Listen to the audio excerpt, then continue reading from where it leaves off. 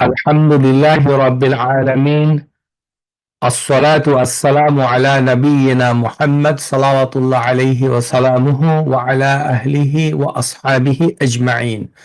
আম্মা বা'দু, আইয়ুহাল আখওয়াতি ইখওয়ানি, আসসালামু আলাইকুম ওয়া রাহমাতুল্লাহি ওয়া বারাকাতুহু। বর্তমান সময়ে রমজানের রোজা কিভাবে রাখবো? কাইফা তাসুমু ফি রমাদানা হাযিহিল আইয়াম? উত্তর আমেরিকায় রমজানের রোজা কোন দিন থেকে শুরু হবে এই বিষয়টি আমাদের আহ, উম, উত্তর আমেরিকার দেশগুলোতে খুব মানুষকে চিন্তিত করে। তো এখানে যে বিষয়টি আছে সেটি প্রথমে জানতে হবে যে উত্তর আমেরিকা কোন মুসলিমদের দেশ নয়। কানাডা এবং আমেরিকা এটি মুসলিমদের দেশ নয়, এটি হচ্ছে অমুসলিমদের দেশ।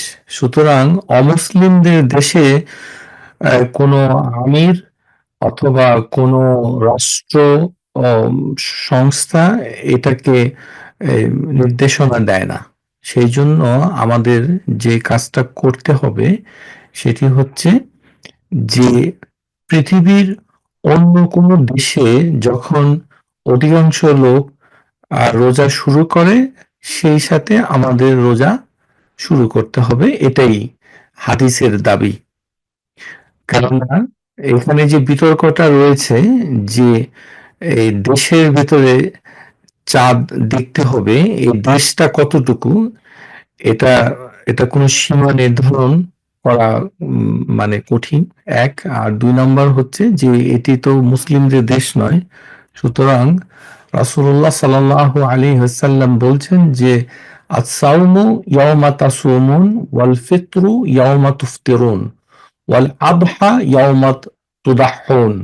অর্থাৎ যখন রোজা যারা রাখছেন তাদের সাথে তোমরা রোজা রাখো, আর যখন তারা রোজা ভেঙে ঈদ করছে তখন তাদের সাথে তোমরা ঈদ করো, এবং যখন উদহিয়া দিচ্ছে সবার সাথে উদহিয়া দাও। তো এই হাদিসের আলোকে আমরা যেটা বলতে চাই যে ইবনে তাইমিয়া রাহিমাহুল্লাহ তাআলা তার মাজমু ফাতোয়ার কিতাবের ভিতরে তিনি বলছেন, ইমাম আহমদ রাহিমাহুল্লাহ তার উদ্ধৃতি দিয়ে ইয়াসুমু মাআল ইমামি ও জামায়াতিল মুসলিমিনা ফি সাহহি ওয়াল গাইম, অর্থাৎ রোজা রাখতে হবে যে সমস্ত মুসলমানদের যে জামা, অর্থাৎ অধিকাংশ মুসলিমদের যে জামা, সেটি অনেক আগেকার কথা। যখন মুসলমানরা একজন খলিফা আওতাধীন ছিল তখন আকাশ পরিষ্কার থাকলেও অথবা মেঘাচ্ছন্ন থাকলেও তার কথার উপরে রোজা রাখতে হবে। এবং তিনি হাদিস থেকে দলিল দিয়েছেন ইয়াদুল্লাহ আল জামা, এটি হচ্ছে আল জামা। বুঝতে হবে আল জামা এটি কখনোই কোনো সংগঠনকে বোঝায় না, এটি হচ্ছে মুসলিমদের একটি বৃহৎ অথবা একমাত্র অংশ যেটি একত্রে মুসলিমরা যখন যেখানে থাকে। তো সুতরাং এই চাহিদা বর্তমানে পূরণ করা সম্ভব নয়, যেহেতু মুসলমানদের কোনো আলাদা স্বতন্ত্র খলিফা নেই। এই কারণে বর্তমান সময়ে শেখ বিন বাজ রাহিমাহুল্লাহ তাআলা তিনি বলছেন যে একটি দেশের ভেতরে কেউ সৌদি আরবকে ফলো করে রোজা রাখবে, কেউ স্থানীয়তাকে অনুসরণ করবে। যেমন বাংলাদেশের প্রেক্ষাপট যদি আমরা বিবেচনা করি, সেটি মুসলিমদের দেশ। সুতরাং বাংলাদেশের অধিবাসী যারা, তারা রোজা রাখবে বাংলাদেশের রাষ্ট্র যখন ঘোষণা দেয়। আর মুসলিম দেশের ভেতরে তাই রাষ্ট্রের যে হুকুমা, প্রশাসক, তিনি যেটা বলবেন। কিন্তু উত্তর আমেরিকা কোনো মুসলিমদের রাষ্ট্র নয়, সুতরাং এটা অন্যান্য অধিকাংশ দেশের সাথে যারা আগে শুরু করবে, আগে দেখবে, তাদের সাথেই যোগ দিতে হবে। এই জন্য শেখ বিন বাজ বলছেন অল খিলাফুশ শর, এই একটি দেশের ভিতরে মত পার্থক্য করাটা খারাপ। ফাল ওয়াজিবু আলাইকা আন তাকুনা মা আহলিল বালাদিক, মানে এটি অবশ্যই কর্তব্য যে যে দেশে যে থাকে সেই দেশবাসী এক একটিকে অনুসরণ করবে। ফাইজা আফতারাল মুসলিমুনা ফি বালাদিক ফাফতারা মাআহুম, যে যখন ওই দেশের সমস্ত মুসলমানরা রোজা রাখবে তখন তাদের বিপরীতে যাওয়া যাবে না, তাদের সাথেই রোজা ভেঙে ফেলতে হবে। ওয়া ইজা সামু ফাসুম মাআহুম, এবং তারা যখন রোজা শুরু করে তখন তাদের সাথে রোজা রাখতে হবে। আশা করি বুঝতে পেরেছেন। এখন আমাদের যে বিষয়টি আছে সেটি হচ্ছে যে রোজা রাখা, আমরা জানি যে সূর্য অস্ত যাওয়া আর সূর্য উদিত হওয়া এই দুটি বিষয় থাকে। এখানে কিছু কৌশলগত বিষয় আপনাদের জাস্ট জ্ঞান অর্জনের জন্য বলছি, যে পৃথিবী এটা দিগন্তে আমরা ধরে থাকি, যে আমরা যে ভূপৃষ্ঠে আছি সেটি হচ্ছে একটি সমতল ভূপৃষ্ঠ। এটার পূর্ব দিকে একটি দিগন্ত রয়েছে আর পশ্চিম দিকে একটি দিগন্ত রয়েছে। এটাকে ইংরেজিতে বলা হয় হরাইজন, আর আরবি ভাষায় এটাকে বলা হয় আল আফাক। তো পূর্ব দিগন্তে হচ্ছে সূর্য উদয়ের স্থল সুরকু, আর পশ্চিম দিকে হচ্ছে আল গরবু, যেখানে অস্ত যায়। এর নিচে আপনারা দেখতে পাচ্ছেন যে আল ফাজর, যেটি ফজর হচ্ছে, আর আরেক দিকে হচ্ছে নিচের দিকে গাসাক, অর্থাৎ কালো অন্ধকার হয়ে যাচ্ছে। তো এটা হচ্ছে ধারণা, এই পশ্চিম দিগন্ত এবং পূর্ব দিগন্ত, দিগন্ত রেখা বরাবর সূর্যটা উদয় হয়। এখন এই যে আমরা যে এই মানে ক্যালেন্ডার গুলো উত্তর আমেরিকায় পেয়ে থাকি, অথবা আপনারা যারা মসজিদের বিভিন্ন টাইম টেবল দেখে থাকেন, আপনারা কি জানেন এগুলো কারা তৈরি করে এবং কাদেরকে অনুসরণ করে? এটা হয়তো সাধারণদের কোনো ধারণাই নেই। আপনারা অনলাইন থেকে অথবা মসজিদের কোনো ক্যালেন্ডার থেকে, মসজিদে যারা কাজটা করে থাকে তাদেরও তেমন কোনো ধারণা নেই। আসলে অনেকেই ধারণা নাই, তদন্ত করেন না, ঠিক মতো মানে জিনিসটাকে মানে তদন্ত করে প্রতিস্থাপন করা হয়নি। মোট কথা, উম্মুল কোরা বর্তমানে একটি টাইম টেবল স্কেজুল রয়েছে, ওইভাবে জিনিসটা দিগন্ত রেখার সাথে ক্যালকুলেট করে সময় নির্ধারণ করা হয় নামাজের জন্য। উম্মুল কোরায় একটি সিস্টেম, আর আরেকটি হচ্ছে মুসলিম ওয়ার্ল্ড লিগ সিস্টেম। এই দুটো সিস্টেমের ভেতরে যে জিনিসটা একটু সমস্যা আছে সেটি হলো ফজর শুরু হওয়ার সময়টা একটু আগে, অর্থাৎ হাদিস অনুযায়ী ফজরের যে বর্ণনা এসেছে প্রকৃত ফজর তার একটু আগে চলে আসে, আগে মানে বেশ আগে চলে আসে। তো জিনিসটি একটু বুঝতে হবে, এটা যারা তদন্ত করেছে তাদের সূত্র ধরেই আমি বলছি। তো এর সমাধান কি?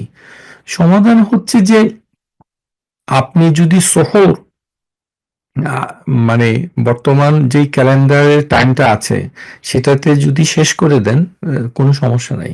শুধু সমস্যা একটা জায়গায়, যে সোহর খাওয়ার সাথে সাথে নামাজে দাঁড়ালে নামাজটি হবে না, কারণ ফজর শুরু হয়নি এখনো, কারণ অন্ধকার থাকে। নামাজের জন্য আপনাকে কিছু দেরি করতে হবে, এটি হচ্ছে মূল সমস্যাটা। তো এটা থেকে বাঁচার একটা উপায় আপনাদের সাথে দিচ্ছি, সেটি হচ্ছে যে আপনার মোবাইল ফোনে এই যে আই প্রে একটা অ্যাপস আছে, সেটা আপনি ইচ্ছা করলে কিনতে পারেন, লোড করতে পারেন। এটা $2 $2 দাম। তারপর সেখানে আপনি কিং আব্দুল আজিজ ইউনিভার্সিটি যে astronomy and geophysics research institute এগ্রি, তার একটা পদ্ধতি আছে, সেটা ব্যবহার করে এটাকে কাস্টম মেড করে আপনার জন্য নির্ধারণ করতে পারেন। তখন আপনাকে সে প্রকৃত ফজর কখন হয় সেটা নির্দেশ করবে, এবং প্রকৃত মাগরিব কখন হয় সেটি নির্দেশ করবে। আশা করি বুঝতে পেরেছেন। তো তখন ওই অ্যাপস এর সেটিং এ গিয়ে ক্যালকুলেশন মেথড এটাকে পিক করে আপনি যদি ইসনা মেথডটাকে নিয়ে নেন তাহলে মোটামুটি মানে সঠিক হবে, কাছাকাছি হবে, ভালো। এটা তদন্ত করে তারা দেখেছে। যে ইসলাম মেথডটা এই ফজর এবং মাগরিবের ক্যালকুলেশন টাইমটা অনেক বেটার, ভালো। আর এটা যদি করতে না চান সেক্ষেত্রে কাস্টম করে এই ফজরের জন্য 15 ডিগ্রি আর ঈশার জন্য 17 ডিগ্রি, এটা করলে আপনার এই ফজর এবং ঈশাটা পেয়ে যাচ্ছেন। অর্থাৎ আমরা যেটা বলতে চাচ্ছি যে ক্যালেন্ডারে নির্ধারিত সময়ে আপনি খাবার খেয়ে ফেলুন, কোনো সমস্যা নেই, কিন্তু নামাজটা সাথে সাথেই পড়বেন না। কেননা এই উম্মুল কোরা ক্যালেন্ডার এবং মুসলিম ওয়ার্ল্ডলি ক্যালেন্ডার দিয়ে যতগুলো ক্যালেন্ডার উত্তর আমেরিকায় তৈরি করা হয়েছে তাদের ওই টাইমটা সময় প্রকৃত ফজর আসে না। আর মাগরিবের ক্ষেত্রে যদি ওই অ্যাপস দিয়ে ব্যবহার করতে চান তাহলে সতর্কতার জন্য 2 মিনিট বাড়িয়ে নিতে পারেন এটা। কিন্তু রোজা ভাঙার ক্ষেত্রে কোনো সমস্যা হবে না যদি 2 মিনিট আপনি নাও বাড়ান, কোনো সমস্যা নেই। কারণ রোজা ভাঙাটা হচ্ছে যে যখন পশ্চিম আকাশে মানে দিগন্তে সূর্যটা হারিয়ে যায় তখন দেখা যাচ্ছে না, এই দিগন্তের ভিতরে উঁচু টিলা অথবা উঁচু স্থান রয়েছে, সেই হাদিসের ভেতরে ওরকমটাই পাওয়া যায়। এটার সাথে মানে ওরকম মাগরিবের সময় হতে হবে এমনটি নয়। ঠিক ক্যালেন্ডারটা যদি অনুসরণ করেন তাহলে হয়ে যাবে।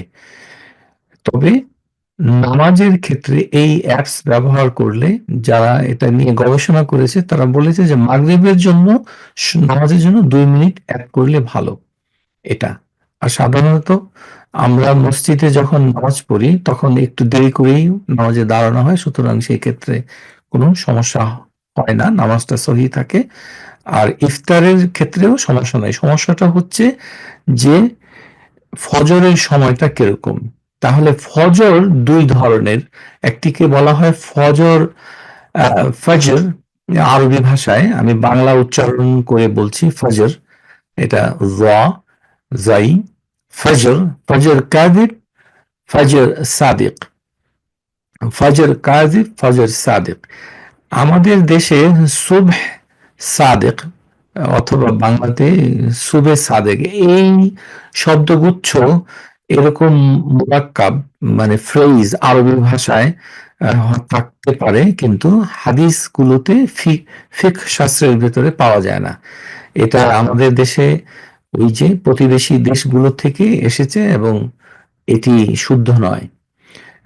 শুদ্ধ যেটি সেটি হচ্ছে ফজর কাদিব এবং ফজর সাদেক, অর্থাৎ সত্যিকারের ফজর, আরেকটি হচ্ছে মিথ্যা ফজর মানে প্রকৃত ফজর নয়। তাহলে ফজর কাজিব কোনটা? এটা হচ্ছে যে যখন পূর্ব আকাশে আপনি যদি তাকান শেষ রাতে তখন হঠাৎ করে সাদা এক ধরনের মানে আলো রশ্মি দেখা যায় যেটা লম্বা থাকে, অর্থাৎ পূর্ব থেকে উপরের দিকে উঠতে থাকে। মানে এই কোনো শিয়ালের লেজের মতো অথবা মানে তুলির মতো উপরের দিকে, কিন্তু এই সাদা শুভ্রতা কিছুক্ষণ পরে মিলে যায়, তারপর অন্ধকার হয়ে পড়ে।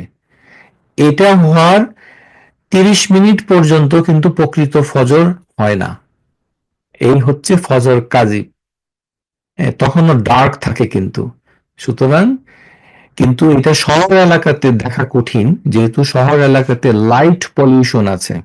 অর্থাৎ যদি আপনি এমন জায়গায় থাকেন শহরে যে আপনার দিকে তেমন কোনো শহর নেই, ম্যানহাটনের মতো ওরকম আলোময় কোনো জায়গা নেই, শুধু মানুষের বাড়িঘর আছে অথবা দিগন্ত আছে যেখানে তেমন কোনো লাইট নেই, তাহলে আপনি ইচ্ছা করলে দেখতে পারেন। আর ফজরের সাদিক হচ্ছে যে যখন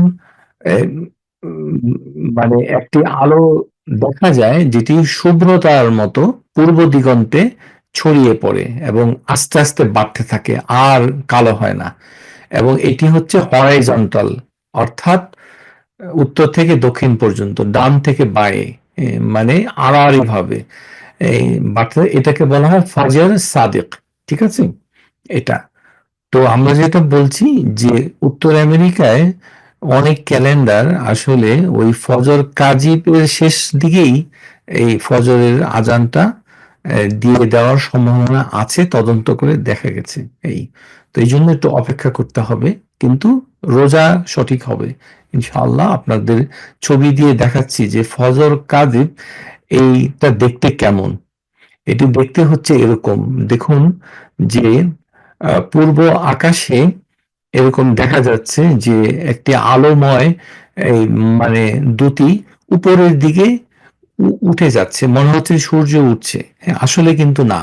এই যে এই আলোর আভা কিছুক্ষণ পর মিলিয়ে যায় এবং পুরোপুরি অন্ধকার হয়ে যায়, এবং এই অন্ধকার হয়ে যাওয়ার 30 মিনিটের মতো সময় পরে সত্যিকার ফজর, যেটা ফজর সাদিক, সেটি উদয় হয়। এটি দেখতে এরকম, যে এখানে দেখতে পাচ্ছেন এই ছবিতে যে একটা লাল বর্ণের রেখা একেবারে দিগন্তের একটু উপরে লালচে দেখা যায়, এবং এটি হরাইজন্টালি থাকে এবং ভার্টিক্যালি অর্থাৎ লম্বালম্বি ভাবে কিছুই দেখা যাচ্ছে না। অর্থাৎ সাদা এবং লাল জিনিসটা দুটোই হচ্ছে এই সমান্তরালের ভেতরে ছড়িয়ে যাচ্ছে আস্তে আস্তে ফজর। এই ফজরটি হচ্ছে ফজর সাদেক। অনেকে বইগুলোতে এই বিলাল রাদিয়াল্লাহু তাআলা আনহুর আযান অথবা উম্মে মাকতুম এর আযান নিয়ে বিভ্রান্তি মানুষের মধ্যে আছে। আমাদের জানতে হবে যে উত্তর আমেরিকায় কোথাও দুটো আযান এখানে দেওয়া হয় না। প্রথম আযানটি হচ্ছে শেষ রাতে উঠে খাওয়া দাওয়া করার জন্য অথবা নামাজ পড়ার জন্য ছিল। আর উম্মে মাকতুম যিনি আযান দিতেন তিনি ছিলেন, তিনি চোখে দেখতে পেতেন না যে ফজর সাদিক হচ্ছে কিনা অথবা কাযিব আছে কিনা।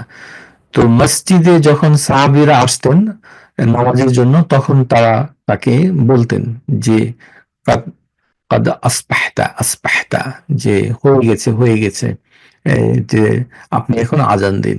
তো মানুষের দেখার পরে তার মানে একটু সাদা হয়ে যাওয়ার পর তিনি আজান দিতেন। তো সেই আজানটা প্রকৃত সাদিক।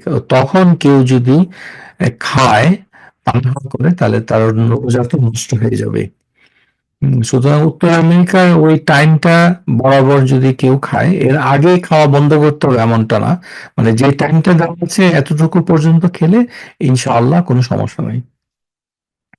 আপনাদেরকে দেখাচ্ছি যে এটি কিভাবে ক্যালকুলেট করে। ক্যালকুলেট করে হচ্ছে যে হরাইজন থেকে আপনার 15 ডিগ্রি মানে ডিফ্লেকশন করলেই প্রকৃত জিনিসটা মানে আসবে 15 ডিগ্রি বিলো, তখন মোটামুটি আপনি ফজর সাদিকের দেখা পাবেন। আর যদি এটি 18 হয় তাহলে একটু বেশি হয়ে যায়, মানে তখনও ওই 15-18 ভিতরেই একটু সমস্যা আর কি, যে 10-12 মিনিট অথবা 15 মিনিটের মতো, যে 15-18 এটি হচ্ছে। দেখতে পাচ্ছেন যে উপরে হরাইজন্টাল হচ্ছে আর শাফাক মাদানি, যেটা আমরা দেখি যে একদম ফসল হয়ে যাচ্ছে শহরগুলোতে। আরেকটা হচ্ছে কি সমুদ্রে আল ফাজর বাহরি, ওটা পাশ দিয়ে আমি ইংরেজিটা দেখিয়ে দিয়েছি, এবং তার নিচেই হচ্ছে ফজর সাদেক। 12 ডিগ্রি দেখানো হয়েছে, কিন্তু 12 থেকে 15 ভেতরে দেখা যায়। আশা করি বুঝতে পেরেছেন। ওই জন্য সেট আপে আমরা বলেছি যে 17-15 করে দেওয়ার জন্য। আশা করি জিনিসটি পরিষ্কার হয়েছে। তারপর ফজর কাযিব আগেও দেখিয়েছি, এখন আবারও দেখুন যে এটি ফজর কাযিব, এটা কিন্তু ফজর হয়নি। অর্থাৎ দেখা যাচ্ছে যে একটি আলো উপরের দিকে যাচ্ছে, তো এটি কিন্তু মিলিয়ে যাবে, এটি থাকবে না এমনটা। এটা হঠাৎ করে আসে, কিছুক্ষণ পর চলে যায়। এটি হচ্ছে মহাকাশে যে পার্টিকেল গুলো থাকে, টুইলিট পার্টিকেল গুলো, পৃথিবী যেহেতু মানে ঘুরছে, সেই মহাকাশের এই ধূলিকণার সাথে এই যে সূর্যের আলোর একটা বিকিরণের একটা প্রচ্ছায়া এখানে দেখা যায়। সেই জন্য এটি ফজর কাজে, কিন্তু খুব দ্রুত এটি চলে যায় এবং কালো হয়ে যায়। আর ফজর সাদেক হচ্ছে এটি সমান্তরাল। দেখুন বাঁদিকের ছবিটা, যে একটু সাদা একটু লালচে এই সমান্তরালে দেখা যাচ্ছে, উপরে একটি চাঁদ দেখা যাচ্ছে, এই চাঁদের ঠিক নিচে দেখা যাচ্ছে সাদা হয়ে যাচ্ছে, এবং ডান দিকের ছবিটা দেখুন যে একটু লালচে দাগ দেখা যাচ্ছে নিচের দিকে, এবং সেই সাথে উপরে একটু সাদা দেখা যাচ্ছে, কিন্তু লম্বালম্বি কিছু দেখা যাচ্ছে না। সেটি হচ্ছে সাদেক। এর এই সময়ে যদি কেউ খায় রোজা নষ্ট হয়ে যাবে। এর আগে বন্ধ করতে হবে। তো সুতরাং জিনিসটি হলো, কারোর যদি কোনো সমস্যা থাকে যে তিনি দেখতে চান, তাহলে নিশ্চিত হওয়াটাই হচ্ছে মানে আপনার জন্য ওয়াজিব। মানে যদি আপনি ওটাকে না মানেন, তাহলে আপনাকে নিশ্চিত হতে হবে, সার্টেন হতে হবে। সার্টেন না হলে আপনার এখানে ক্যালেন্ডারেরও কিছু বিষয় নয়, কারণ সবাই ভুল করতে পারে, মুয়াজ্জিন, মসজিদ, সংগঠন, তারপর ক্যালকুলেশন, এগুলো অনেকেই ভুল করতে পারে। তো সুতরাং আপনাকে নিশ্চিত হতে হবে। নিশ্চিত হওয়ার পদ্ধতি হচ্ছে বাইরে গিয়ে দেখতে হবে, যদি সে পরিবেশ থাকে। মোরগের ডাক দিয়ে নিশ্চিত হওয়া যায় না, কারণ মোরগ সকালবেলাও ডাকে, আবার বিকালেও কিন্তু ডাকে, এবং কোনো ভয় পেলেও মোরগ ডাকে, এবং মোরগ যদি উত্তেজিত হয় তখনও ডাকে। সুতরাং মোরগ ডাকের সাথে কোনো সম্পর্ক নেই। আর হাতের দেখার বিষয়ে কোনো গ্রাম দেশে যেগুলো প্রচলিত আছে সেগুলো তো আপনাকে বাইরে গিয়ে দেখতে হবে। এটি রোজার মাসে খুব গুরুত্বপূর্ণ বিষয়, যে যেখানে আপনার সন্দেহ, দা মা ইয়ারিবুক ইলা মা লা ইয়ারিবুক, যেটা আপনার সন্দেহ নেই সেটা আপনি গ্রহণ করবেন, আর যেটা সন্দেহ আছে সেটা বর্জন করবেন। সন্দেহ আছে নিবেন না। রোজার মাসে এই নীতিমালা, এটা হাদিস, দা মা ইয়ারিবুক ইলা মা লা ইয়ারিবুক, যে যেটাতে সন্দেহ নেই সেটা আপনি গ্রহণ করবেন, আর যেটা সন্দেহ আছে সেটাকে বর্জন করবেন। আর এভাবে যদি আপনি সন্দেহটাকে দূরে সরিয়ে দেন, মান ইত্তাকা শুবহাতি ইস্তাবরা লিদীনিহি ওয়া ইরদিহি, যে সন্দেহ আছে এই জিনিসগুলোকে থেকে যদি আপনি বেঁচে থাকেন, তাহলে আপনি দিনদারির ভিতরে টিকে থাকবেন, এবং আপনার সম্মান সুরক্ষিত হবে। অর্থাৎ আপনার দিনদারি সুরক্ষা পাবে, আপনার ইজ্জা, আপনার সম্ভ্রম, এটা সুরক্ষিত হবে। সন্দেহ থেকে বেঁচে থাকতে হবে। সুতরাং আমরা যেটা মনে করি যে এটি ইবাদতের ক্ষেত্রে যেরকম গুরুত্বপূর্ণ, তেমনি আকীদার ক্ষেত্রেও গুরুত্বপূর্ণ। আপনাকে নিশ্চিত হতে হবে তাওহীদের বিষয়গুলো। ভাষা ভাষা, হ্যাঁ হতে পারে, কি জানি কখন, এরকম করলে এটি মানে হবে না।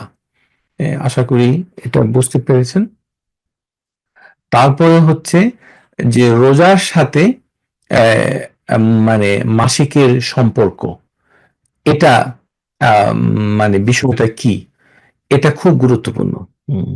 আজকের অনুষ্ঠানে আমরা এই গুরুত্বপূর্ণ বিষয়গুলো নিয়ে আপনাদের সাথে আলোচনা করব। এটাকে ছোট করে দেখার কোনো সুযোগ নেই, কারণ রোজা হচ্ছে একটি ইসলামের রোকন, অর্থাৎ স্তম্ভ। তো এটা আপনি যদি নিজে করতে না পারেন ঠিক মতো, তাহলে আপনি মুসলিম নারী হয়ে, মুসলিমা হয়ে, তো আপনার তো স্তম্ভ হয়েই নষ্ট হয়ে যাবে। তাহলে আপনার ইসলাম নিয়েই টানাটানি সংকটে পড়বেন। এই জন্য মাসিকের সাথে রোজার সম্পর্কটি গুরুত্বপূর্ণ। তাহলে মাসিক অবস্থা রোজা রাখা যাবে না, হ্যাঁ, নামাজও পড়া যাবে না। আলাইসা আলাইসা ইহদাকুন্না ইযা হাদাত লাম তুসাল্লি ওয়া লাম তাসুম ফাযালিকা মিন নুকসানিন দীনিহা। এটি একটি হাদিস। আয়েশা রাদিয়াল্লাহু তাআলা আনহা বলছেন যে এটা কি এমন নয় যে তোমাদের একজনের ঋতু স্রাব হবে, সে নামাজও পড়বে না, রোজাও রাখবে না, এবং এটি তার ইবাদতের ক্ষেত্রে কিছুটা কমতি, নোকসান।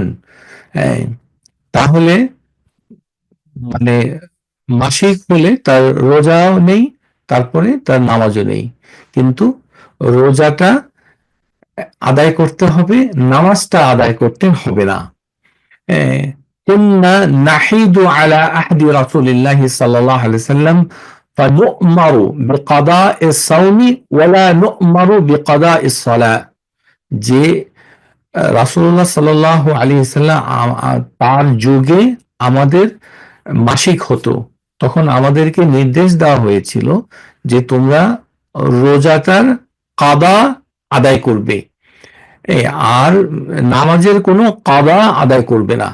ওয়ালা নু'মারু বিকাদাইস সালাহ, এই শব্দটি হচ্ছে কাদা, এটা কাদা না, আমি এখানে ভুল লিখেছি, এটি হবে কাদা, কাদা দাদ, কাদা, হ্যাঁ, কাদা ইসালা, হ্যাঁ। সুতরাং কাদা, রোজার কাদা করার নির্দেশ দেওয়া হয়েছে, কিন্তু নামাজের কাদা নির্দেশ করা হয়নি। তাহলে বিষয়টি পরিষ্কার হয়ে গেল। এখন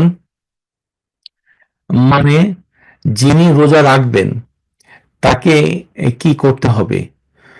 এটি হচ্ছে যে নিয়াতু সাওমু জাজিমাতুন মিনাল লাইল, মানে একজন মানুষের নিয়া, অর্থাৎ সে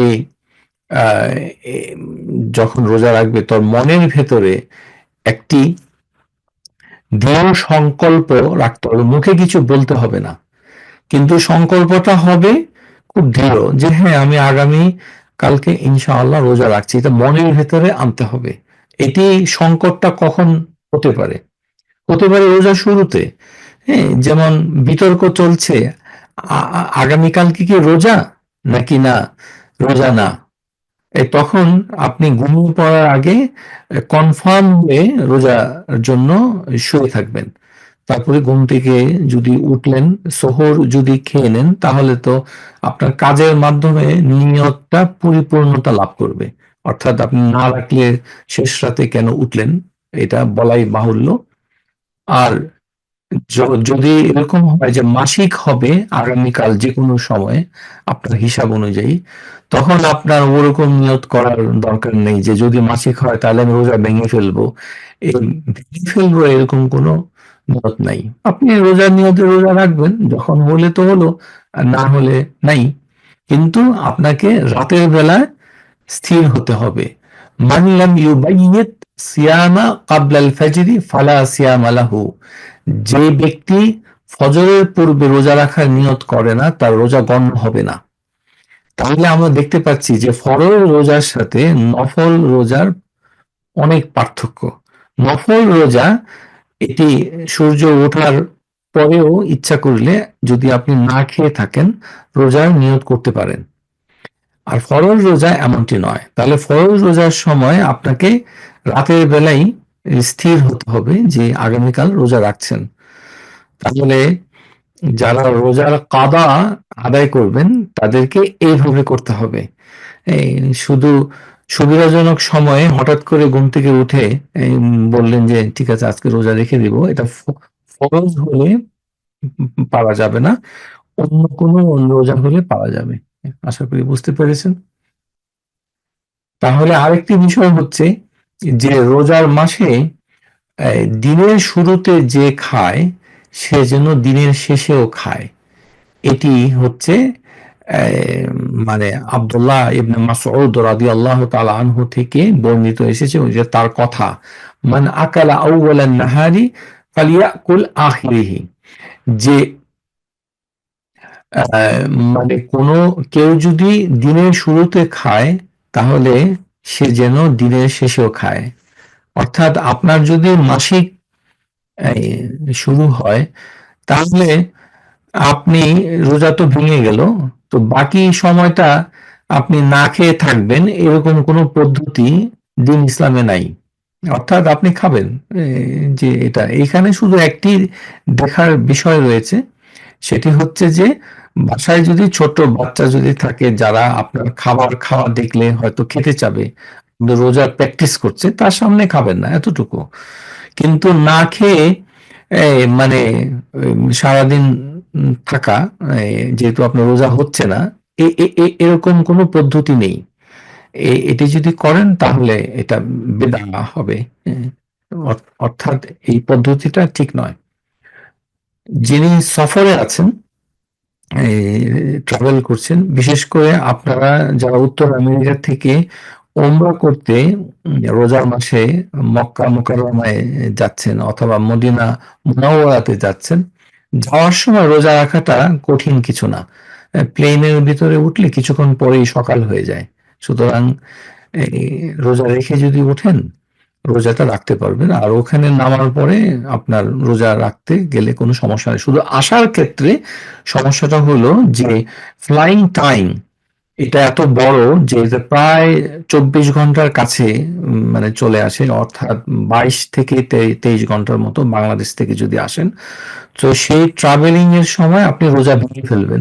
তো সেই ক্ষেত্রে প্লেনের ভেতরে আপনাকে খাবার দিলে আপনি খাবেন।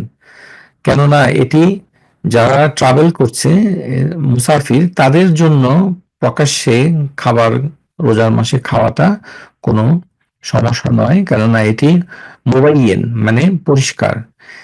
কিন্তু যারা রোজার মাসে এমনিতে রোজা রাখে না, মনে করেন বাসায় হাজবেন্ড রোজা রাখে না অথবা অন্য কেউ রোজা রাখে না, তাদের শরীয়ত সম্মত কোনো কারণ ছাড়া, অনেক ছেলেরা রোজা রাখে না, মেয়েরা রাখে না, স্কুল বিশ্ববিদ্যালয়ে পড়াশোনা করে, এরা দিনের বেলায় সবার সামনে খেতে পারবে না, কাজের জায়গায় গেলেও খেতে পারবে না। এটা যদি খায় রোজার মাসে তাহলে এটাতে গুনাহ হবে। এর কারণ হচ্ছে সে প্রকাশ্যে গুনাহ করছে, অর্থাৎ দিনের বেলায় খাওয়াটাকে আল্লাহ হারাম করেছে, সুতরাং সে এটার আওতায় পড়বে।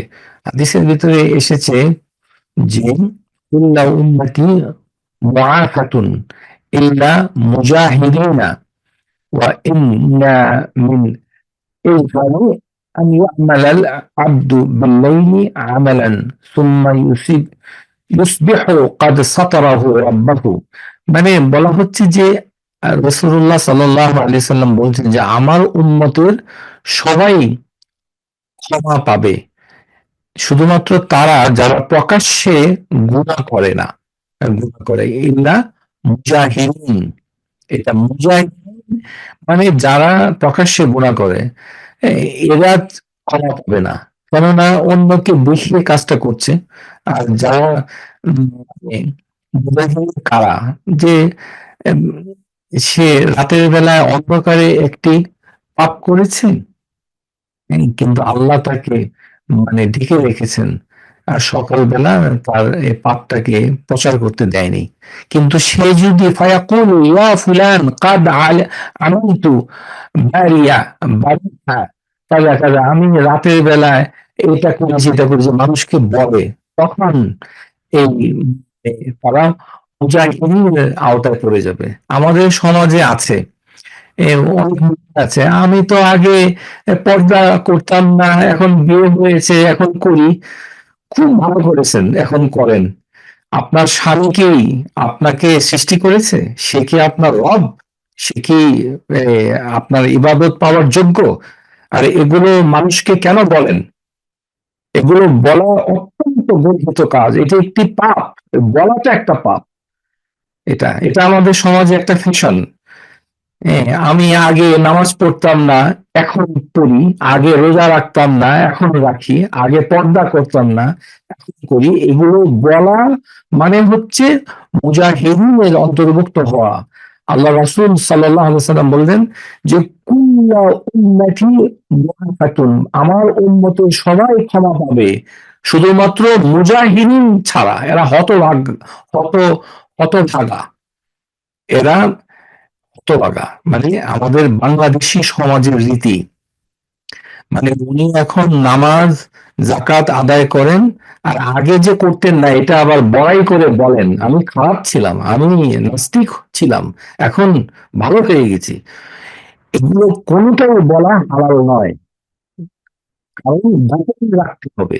আপনার যেটাই আপনি করুন না কেন, প্রশ্ন করলেও কোনো আলিম তার কাছে প্রশ্ন করলেও আপনাকে গোপন রেখে প্রশ্ন করতে হবে যে অমুকে এটা করেছে, তাহলে তার জন্য হুকুম কি। আপনার রেফারেন্স দিয়ে আপনি বলবেন না। কোনো অপরাধ মানুষ করে থাকলে, ধর্মের ক্ষেত্রে হুকুম অমান্য করে থাকলে, সেটা অন্য কাউকে বলা, স্বামীকে বলা সঠিক নয়, বা ছেলেকে বলাও সঠিক নয়, কাউকে বলা সঠিক নয়, শিক্ষককে বলাও সঠিক নয়। হ্যাঁ, এবং এগুলো নিয়ে হাসি ঠাট্টা করা অত্যন্ত গর্হিত কাজ।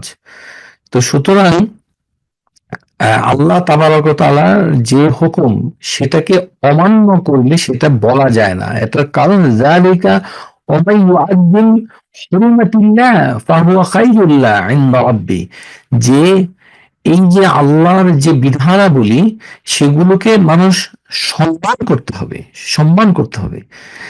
তো সেটা করতে গেলে প্রকাশ্যে এই জন্য রোজার দিনে বাইরে খানা পেনা করাটা ঠিক নয়, কিন্তু এর মানে এই নয় যে হোটেল রেস্তোরাঁ সব বন্ধ করে দিতে হবে, না, এটাই সঠিক নয়। হোটেল রেস্তোরাঁতে খাবে, যেটা আমাদের দেশে আছে যে পর্দা দিয়ে খাবার খায়, কারণ বাংলাদেশের সবাই তো মুসলিম না, এখানে হিন্দু লোক আছে, অসুস্থ লোক আছে, তারপরে সফর করে তারা আছে, তো ছোট বাচ্চারা আছে যারা রোজা রাখে না, তারাও খাবে। সুতরাং রোজার মাসে খাওয়াটা কোনো সমস্যা নয়। শুধুমাত্র যাদের উপরে রোজা রাখার দায়িত্ব ছিল তারা অবহেলাবশত রোজা রাখছে না, তাদের প্রকাশ্যে খাওয়াটা গুনাহ। এটি হচ্ছে মূল কথা। আর প্লেনের ভেতরে যদি দেখেও এটাতে কোনো সমস্যা নেই, কারণ সবাই জানে যে তারা সবাই মুসাফির, সফর করছে, এবং এই সফরটা হচ্ছে দীর্ঘমেয়াদী, সুতরাং এটাতে কোনো সমস্যা হবে না। এখন আপনাদের মেনস্ট্রুয়াল সাইকেল, মাসিক চক্র জানতে হবে। এটি এত গুরুত্বপূর্ণ যে মাসিক চক্র আপনি যদি নিজে না জানেন, মানে মেনস্ট্রুয়াল সাইকেল, আপনার শিক্ষকতার যোগ্যতা যেটাই হোক না কেন, আপনি ধরেন প্রাতিষ্ঠানিক শিক্ষা আপনার নাই, এটাতেও আপনার কোনো ওজর নেই। আপনাকে ডাক্তারের কাছে গিয়ে কিংবা অন্য কোনো ভদ্র মহিলার কাছে গিয়ে জিনিসটা বুঝতে হবে। এখানে জানি না, জানি না, কি জানি, কি জানি, কোথায় গেল, কি হইছে, আমি কিছু জানি না, বুঝি না, এই হইছে, সেই হইছে, এগুলো দিন ইসলাম নয়। আপনাকে সৃষ্টি করেছে আল্লাহ তাবারক ওয়া তাআলা। আপনি মুসলিমা, আপনি মুসলিম হিসাবে মৃত্যুবরণ না করে ওয়ালা তামুতুন্না ইল্লা ওয়া আনতুম মুসলিমুন, মুসলিম হয়ে যদি কবরে যেতে চান তাহলে ইসলামের 5টি রোকন আপনাকে মানতে হবে, জানতে হবে। এটার কোনো মাপ নেই। তো মহিলাদের ক্ষেত্রে তার মাসিক জানতে হবে, মাসিক না জানলে তার দুটো আহকাম, একটি হচ্ছে রোজা, আরেকটা হচ্ছে নামাজ, সে কিভাবে করবে? জানি না, জানি না কোম্পানি ওই গান, জানি জানি না বলে কিছু গানও মনে হয় বাংলা ভাষায় আছে। এটা অত্যন্ত জঘন্য। এই যে জানি না বলা, এটা একটা অপরাধ। কেন জানেন না? আপনাকে এটা জানতে হবে। তলাবুল ইলমা ফারিদাতুন আলা কুল্লি মুসলিম, কুল্লি মুসলিম, প্রত্যেকটি মুসলিম, সে মহিলা পুরুষ হোক, তাকে শরীয়তের বিধানের প্রয়োজনীয় জ্ঞান জানতে হবে। যতক্ষণ পর্যন্ত আপনি আপনি কে নিজেকে জানেন, আপনি কি খাচ্ছেন, মানে পোলাও খাচ্ছেন না মুরগি খাচ্ছেন, বিবাহ রয়েছে, স্বামীকে, এগুলো তো ঠিকই জানেন। আমেরিকাটা তো খুব ভালো করে জানা যায়, বাংলাদেশ খারাপ, আমেরিকা খুব ভালো। এই এই ঘি, আমেরিকার ঘি খুব ভালো, বাংলাদেশের ঘিতে ভেজাল আছে। এখানে এই বাসমতি চাল পাওয়া যায়, বাংলাদেশে বাসমতি চাল বেশি পাওয়া যায় না। তো এগুলো যেহেতু জানেন, সুতরাং নিজের মাসিক সম্পর্কে জানতে হবে। মাসিকের বিষয়ে প্রথমে যেটা জানতে হবে সেটি হচ্ছে যে একটা সাইকেল সর্বনিম্ন 21 দিনে হয়, আর সর্বোচ্চ 35 দিন, 35 দিনে হয়। এটা হচ্ছে সাইকেল, অর্থাৎ 21 দিন, 21 দিন পরে আপনার মাসিকটা শুরু হয়, অথবা কারো কারো 35 দিন পরে শুরু হয়। এটা হচ্ছে রেগুলার যাদের হয়। আর মাসিকটা যদি 3 দিনের কম হয়, তার মানে হচ্ছে যে আপনার শরীরে ইস্ট্রোজেনের পরিমাণটা খুব কম, আপনি হয়তো খুব স্কিনি, আপনার হরমোনের লেভেলটা খুবই কম, এই জন্য আপনার মাসিকের ব্লিডিং এর সময়টা কম। এটা 3 দিনের নিচে যদি হয়। আর যদি 3 থেকে 7 দিনের ভেতরে হয়, তার মানে আপনার এই মাসিকটা সঠিক আছে 3 থেকে 7 দিন, তাহলে একটা হচ্ছে সাইকেল। এই রেগুলার বোঝা যাবে তারই যার সাইকেলটা প্রতি 21 দিন অথবা প্রতি 35 দিন অন্তর অন্তর হচ্ছে। আর মাসিকটা সত্যিকার যখন শুরু হয় তখন 3 থেকে 7 দিন, এটি হচ্ছে একটা জ্ঞান। তাহলে আমরা জানলাম যে সাইকেল বলতে কি বোঝায়। তাহলে 21 থেকে 35-এর ভিতরে যদি থাকে তাহলে এটা নর্মাল, এটা। আর যদি 21-এর কম থেকেই হয়, ঘন ঘন হয়, অথবা অনেক দিন পর পর হয়, 35 দিন বেশি, তার মানে এটা ইররেগুলার। ইররেগুলার হতে পারে, তো সেই ক্ষেত্রে তখন দেখতে হবে যে তার ব্লিডিংটা কতদিন থাকে এটা। তো ব্লিডিংটা মানে 2 থেকে 7 দিন পর্যন্ত থাকতে পারে এটা। প্রতিটা ব্লিডিং এ মানে তার লাইট যখন হয় তখন প্রায় 25 ml রক্ত ওইখান থেকে মানে শরীর থেকে চলে যায়, আর যদি হেভি হয় 80 ml পর্যন্ত মানে চলে যায়। তাহলে আপনার মাসিকের এটি হচ্ছে পরিমাণ। তো এখন মাসিকটার যে মানে রং যেটা, এটা তদন্ত করতে হবে। এবং এই তদন্ত করার জন্য আপনার যে প্যাড আছে সেই প্যাড আপনাকে দেখতে হবে। এটা ঘৃণা করার কিছু নাই, এটা আপনার শরীর থেকে বের হয়, এটার মানে এই না যে এটার দিকে আপনি তাকাবেন না। না, এটা তাকাতে হবে, কারণ এটা আপনার দিন। আপনি আপনি আমেরিকায় থাকেন আর যে কোনো দেশেই থাকুন না কেন, আপনাকে মুসলিমা হতে হবে। মুসলিমা হতে গেলে লাল রং যেটা, লাল রং, এই যে লাল রং, এই লাল রংটা শুরুতে হতে পারে মানে লাল কালারের। আরেকটি হচ্ছে কিছুদিন পরে এটি ডার্ক রং হতে পারে, আর শেষের দিকে অথবা যখন অল্প হয়ে যায় তখন গোলাপি রঙের হতে পারে। এটি হচ্ছে রঙের তারতম্য। মানে শুরুতে ব্রাইট রেড থাকতে পারে, মাঝখানে মানে থাকতে পারে যেটি, সেটি হচ্ছে পিঙ্ক। আশা করি বুঝতে পেরেছেন, বিভিন্ন রঙের পরিবর্তন হয়। আহ, তাহলে পারিবারিক সমস্যায় ভুগছি, আচ্ছা। উম, তাহলে আপনার এই পিরিয়ডটা শেষ হবে কিভাবে, এটা হচ্ছে সবচেয়ে বেশি গুরুত্বপূর্ণ, যেটি আপনাকে অবশ্যই জানতে হবে। শেষ হওয়ার দুটো নিদর্শন রয়েছে। একটি যেটি সমস্ত স্কলাররা একমত হয়েছেন সেটি হচ্ছে আল জুফুফ মুতলাকান, অর্থাৎ সম্পূর্ণ শুষ্কতা। কিন্তু এটি হচ্ছে যে প্যাডের ভিতরে কোনো ধরনের কিছু আসছে না, একদম শুকনা আপনি, এবং এটা কয়েক মিনিট অপেক্ষা করাটা সঠিক নয়। এটা আপনার অভ্যাসের সাথে, এই জন্য আপনাকে মানে আপনি যে এবং আপনার যে কন্যা মেয়ে রয়েছে, বোন রয়েছে, তাদেরকে শিক্ষা দিতে হবে। হ্যাঁ, এটি হঠাৎ করে জানা যাবে না। অর্থাৎ আপনার মাসিকটা কিভাবে বন্ধ হয় সেটা আপনাকে জ্ঞান নিতে হবে। নিজে জ্ঞান না নিয়ে প্রশ্ন করলে এর উত্তর পৃথিবীর কোনো শেখ, কোনো ডাক্তার কেউ দিতে পারবে না। এটা অসম্ভব। এরকম অদ্ভুত কিছু প্রশ্ন আমাদের সমাজে আমাদের বোনেরা করে থাকেন, যেটা মানে মানে কোনো অর্থহীন। আপনাকে কিছু জানতে হবে যে ডাক্তার যখন ডাক্তারি করে সে কিন্তু জোয়েল আইসের মতো জাদু করে না। মানে আপনার শরীরে কি হয় সে কি সেটা কিভাবে জানবে? সে কি কোনো জাদু জানে? এটা আপনাকে দেখতে হবে। তো আপনি যদি শুধু জানি না করতে থাকেন তাহলে আপনার প্রশ্ন আপনার কাছেই থাকুক, এতে কোনো উপকার হবে না।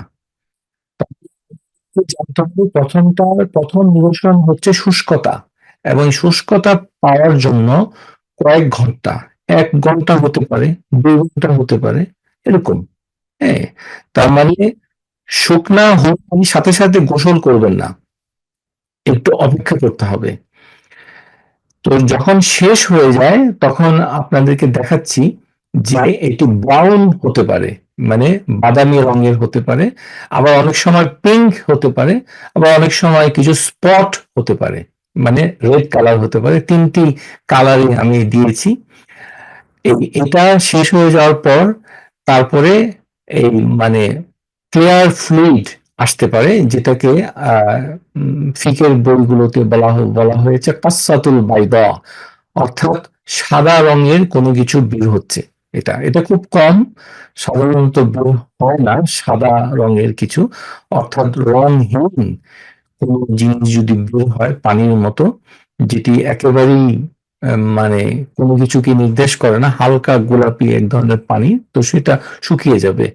আর কাসসাতুল বাইদা এটা সবার ক্ষেত্রে পাওয়া যায় না, এটি ইমাম মালিক রাহিমাহুল্লাহ তাআলা তিনি বলেছেন।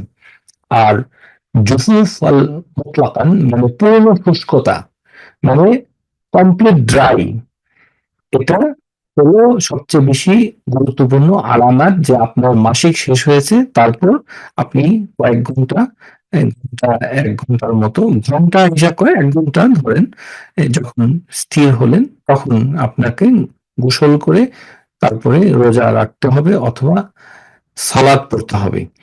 তো আপনি যদি মাসিকটা শেষ হয়ে যায় সেক্ষেত্রে আপনি তো রোজাদার না। রোজা তো শুরু করতে গেলে আপনাকে ফজরের আগে নিয়ত করতে হবে। তো ফজরের আগে তো নিয়ত করতে পারেন, সুতরাং আপনার জন্য খাওয়াটা রোকসা, আপনি খেতে পারেন, অসুবিধা নেই। কেউ যদি দেখেও এতে কোনো গুনাহ হবে না, যেহেতু আপনার একটা কারণ আছে। এই কারণে কিন্তু আপনাকে নামাজ শুরু করতে হবে এবং পরের দিনের রোজার জন্য প্রস্তুতি নিতে হবে। আর এই বিষয়টাকে আপনার ক্যালেন্ডারে দাগ দিয়ে রাখতে হবে, অর্থাৎ হিসাব রাখতে হবে। আমরা যেটা বলতে চাই যে এই মাসিকের বিষয়গুলোর মূল সমস্যাটা হচ্ছে যে আমরা কখনো কোনো কিছু লিখে রাখি না। কারোর বাসায় গেলে আমি সাধারণত ক্যালেন্ডারের দিকে তাকাই, দেখা যায় ক্যালেন্ডারে কোনো দাগ নাই, কিছু নাই, মানে এক ক্যালেন্ডার আছে, তাতেও কোনো কিছু লেখা নাই, কিছু নাই, ডায়েরিতে কিছু লেখা নাই, শুধু আছে জানি না জানি না। লা হাওলা ওয়ালা কুওয়াতা ইল্লা বিল্লাহ। আমাদের যে কি হবে মৃত্যুর পরে, সেটা মৃত্যুর পরে আমরা বুঝতে পারবো, এর আগে বুঝতে পারবো না। সাধারণত একটু ঋণ, আপনি যদি ১ টাকা আপনার বন্ধু অথবা বান্ধবীকে ঋণ দেন, সেটা পর্যন্ত আল্লাহ তাবারক ওয়া তাআলা বলেছেন যে লিখে রাখতে হবে। ইয়া আইয়ুহাল্লাযীনা আমানু ইযা তাদায়ানতুম বিদাইনিন ইলা আজালিন মুসাম্মা ফাকতুবু, তোমরা যখন একে অন্যের সাথে নির্ধারিত সময়ের জন্য ঋণ আদান প্রদান করো, তোমরা লিখে রাখো। দিলে লিখতে পারে, এটি আল্লাহ তাবারক ওয়া তাআলা বলছে। মানুষের ঋণ, এটা আল্লাহর ঋণ না কিন্তু। আল্লাহর ঋণ তো হলো যে আমাদের ইবাদত গুলো আমরা আল্লাহ তাবারক ওয়া তাআলার কাছে ঋণে আবদ্ধ, যে সেই ঋণটি হচ্ছে আমাদের ইবাদত। তো মানুষের ঋণের জন্য আল্লাহ তাবারক ওয়া তাআলা আদেশ করেছেন যে এটা তোমরা কাগজে লিখে রাখো। এখন আপনার শরীরে মাসিক কবে হচ্ছে সেখানে এসে যদি আপনি জানি না গণসঙ্গীত গাইতে থাকেন, তাহলে তো এটি মানে সঠিক নয়, এটি মানে অত্যন্ত গর্হিত কাজ। সুতরাং আপনাকে জিনিসগুলোকে ঠিক মতো লিখে রাখতে হবে, এবং লিখে রাখাটা দিনদারি, এটা তো কোনো ফালতু বিষয় না, এটার সাথে আপনার ইসলামের রোকন জড়িত। হুম, এই আশা করি বুঝতে পেরেছেন। আহ, এখন আপনার আরেকটি সমস্যা যেটা আমরা মানে মুখোমুখি হই মেয়েদের ক্ষেত্রে, যে শাওয়ালের ৬টি রোজা, এটি মানে কিভাবে রাখবো? তো মাসিকের ক্ষেত্রে যদি কারোর ৬ দিন পিরিয়ড থাকে, তাহলে তার ৬ দিন ওখানে বাদ গেল। এখন ঈদের পর, ঈদের দিন তো রোজা রাখা যাবে না, এখন ঈদের পরে শাওয়াল মাস শুরু হয়েছে। তো শাওয়াল মাসে ৬টি রোজা রাখলে সারা বছর সাওমুদ দাহর এর সওয়াব আল্লাহ তাবারক ওয়া তাআলা লিখে রাখেন। এখন কোনটা আগে কোনটা পরে, এটার ক্ষেত্রে স্কলারদের সঠিক মত যেটি, সেটি হচ্ছে আপনাকে রোজা যেটা কাবা, সেটা প্রথমে আদায় করতে হবে, কাবা। কারণ শাওয়ালের ৬টি রোজা রাখার হাদিসের ভিতরে বলা হয়েছে যে রমাদানের রোজা রাখার পর আতবা যে তাকে অনুসরণ করে মান সামা রামাদানা, রমাদান যে রেখেছে তার জন্য হলো ৬টি রোজা। তো আপনার রামাদান তো কমপ্লিট হয় নাই, সেটাই তো বাদ পড়েছে। সুতরাং রামাদানকে কমপ্লিট করতে হবে। এই জন্য প্রথমে হচ্ছে কাবা, যদি শাওয়াল রাখতে চান। আর শাওয়াল যদি রাখতে না চান, সেই ক্ষেত্রে আপনার সুবিধাজনক সময়ে ইচ্ছা করলে মানে কাবা করতে পারেন। হ্যাঁ, মানে পরের মাসে যদি কোনো সমস্যা থাকে, সেটা এরকম ইখতিয়ার। কিন্তু রোজার কাজা বাদ দিয়ে নফল রোজা রাখাটা সঠিক নয়। এটাই হচ্ছে শেখ আলবানী রাহিমাহুল্লাহ তাআলা রহমাতান ওয়াসিয়া, তিনি সিলসিলাতুল হুদা আন-নূর ইয়েতে বলেছেন। অর্থাৎ আল্লাহ তাবারক ওয়া তাআলা যেটাকে আপনাকে বাধ্য করেছে সেটাই আপনার করা উচিত। আর যেটা বাধ্য করেননি সেটা নিয়ে আপনি বেশি গুরুত্ব দিচ্ছেন, বিষয়টি সঠিক নয়। এটাই আমরা বলতে চেয়েছি। শাওয়াল মাসে ধরুন যে আপনি ওই কাবা গুলো আদায় করলেন, কিন্তু আপনার মাসিক তো থেমে থাকবে না, আপনাকে আবার শুরু হয়ে যাবে। তো সেই ক্ষেত্রে যদি ৬টি না হয় তাহলে কি হবে? তাহলে কোনো সমস্যা নাই, ইনশাআল্লাহ তাআলা। প্রথমে যেই রোজাগুলো বাদ গিয়েছে সেগুলো তো হলো মানে ফরজ, যেটা আমরা বাংলাদেশে বলি, হ্যাঁ, যেটি শাহর আল ওয়াজিব, কেউ কেউ বলে ফরজ, যেটি বলুন না কেন, সেটি হচ্ছে রকন, আপনাকে করতেই হবে। তো সেটা তো ফজরের আগে নিয়ত করে করতে হয়, নিয়তের ভিতরে মনের সংকল্প। আর শাওয়াল মাসের ৬টির জন্য আপনি শুরু করলেন, হ্যাঁ, সেই ক্ষেত্রে আপনি শুরু করেন, মানে যতটাই পারেন করলেন, অসুবিধা নেই। এটা একটা পদ্ধতি। হয়তো ৬টি নাও হতে পারে, কিন্তু আল্লাহ আপনাকে পূর্ণ সওয়াব দিতে পারেন। আল্লাহ তাবারক ওয়া তাআলা তো জানেন যে আপনার একটা অসুবিধা ছিল, সেটিতে তিনি জানেন। আল্লাহু আলিমুন, আল্লাহ জানেন, তিনি দেখেন, বাসীরুন আলাল ইবাদ, উনি দেখছেন তার বান্দার কি হচ্ছে। সুতরাং এখানে কোনো ভয়ের কিছু নেই। যেহেতু রোজাটা শাওয়ালের সাথে কানেক্টেড, সুতরাং শাওয়াল মাসের শেষ পর্যন্ত যদি আপনি রাখেন, সেটি ৬ দিনের কম হলেও আল্লাহ আপনাকে পূর্ণ সওয়াব দিয়ে দিবে। এটি একটা পদ্ধতি। আর আরেকটা হচ্ছে যে মানে আম যখন আপনি দেখছেন যে শেষ হয়ে যাবে, তবে এটাই নিরাপদ সবচেয়ে। বাকিটা বিতর্ক রয়েছে, ওটা আপনাদেরকে আর বললাম না। এটার মূল কারণ হচ্ছে যে যখন কোনো মানুষ অসুস্থ হয়ে ভ্রমণে যায়, ইযা মারিদাল আবদু আও সাফারা কুতিবা লাহু মিসলু মা কানা ইয়ামালু মুকিমান সাহিহান। কোন ব্যক্তি যদি অসুস্থ হয়ে পড়ে অথবা সে সফর করে, তাহলে সুস্থ থাকার সময় বাড়িতে থেকে ভ্রমণ না করে যা ইবাদত করত সেটাই তার জন্য লেখা হয়। যদি অসুস্থ হয়ে গেছে এখন কি করবে? তো আপনি, এটা এক ধরনের শারীরিক অসুস্থতা বটে, যেটাকে আল্লাহ তাবারক ওয়া তাআলা বলেছেন যে আরবা, কোরআনুল কারীমের আরবা শব্দটি ব্যবহার করা হয়েছে মাসিকের ক্ষেত্রে। অর্থাৎ মাসিকটা মেয়েদেরকে কষ্ট দেয়, হুম, কষ্ট দেয়, পেইন, অ্যাবডোমিনাল পেইন থাকে অনেকের, একটু মাথা ঝিমঝিম করে, মন মেজাজ খিটখিটে থাকে ইত্যাদি। এরকম নানান ধরনের উপসর্গ থাকতে পারে। ইনকনভিনিয়েন্স আরেকটি, মানে তার কষ্ট এরকম। তো আপনি আগে যেটা করতেন, যেমন আপনি নিয়ত করেছেন ৬টি রাখবেন, রাখতে পারেননি, আল্লাহ তাবারক ওয়া তাআলা আপনাকে সেই সওয়াব ইনশাআল্লাহ দিয়ে দিবে। এটাতে আপনার কোন শেখ আলবানী রাহিমাহুল্লাহ তিনি বলছেন যে একটা হাদিসের উদ্ধৃতি দিয়ে বলছেন, ইযা হাম্মা আবদি বিহাসানাতিন ফালাম ইয়ামালহা ইকতুবুহা লাহু হাসানা। মানে কেউ যদি কোনো জিনিস ভালো কাজ করবে যেটা নিয়ে যদি চিন্তা করে, দুশ্চিন্তাগ্রস্ত হয়, তাহলে সেটা করতে না পারলেও আল্লাহ তাবারক ওয়া তাআলা তাকে সওয়াব দিয়ে দিবে ইনশাআল্লাহ। আর আরেকটি হচ্ছে যে ইজা ইবতালা আল্লাহু আবদা মুসলিমি বিবালাই ফি জাসাদাই, যে আল্লাহ তাবারক ওয়া তাআলা যখন তার বান্দাকে, মুসলিম বান্দাকে মানে শরীরে বিপদ দিয়ে পরীক্ষা করে, তখন সে ইবাদত করতে পারে না। তো না করতে পারলে আল্লাহ তাবারক ওয়া তাআলা সুস্থ থাকলে যে ইবাদতটা করতে পারতো সেটা লিখে রাখার জন্য আল্লাহ তাবারক ওয়া তাআলা সম্মানিত ফেরেশতাকে নির্দেশ দেন। قال الله تعالى له صالح عمله الذي كان يعمله, যে তার জন্য আমলে সালেহ লিখে রাখো যেটি সে করত। বুঝতে পেরেছেন?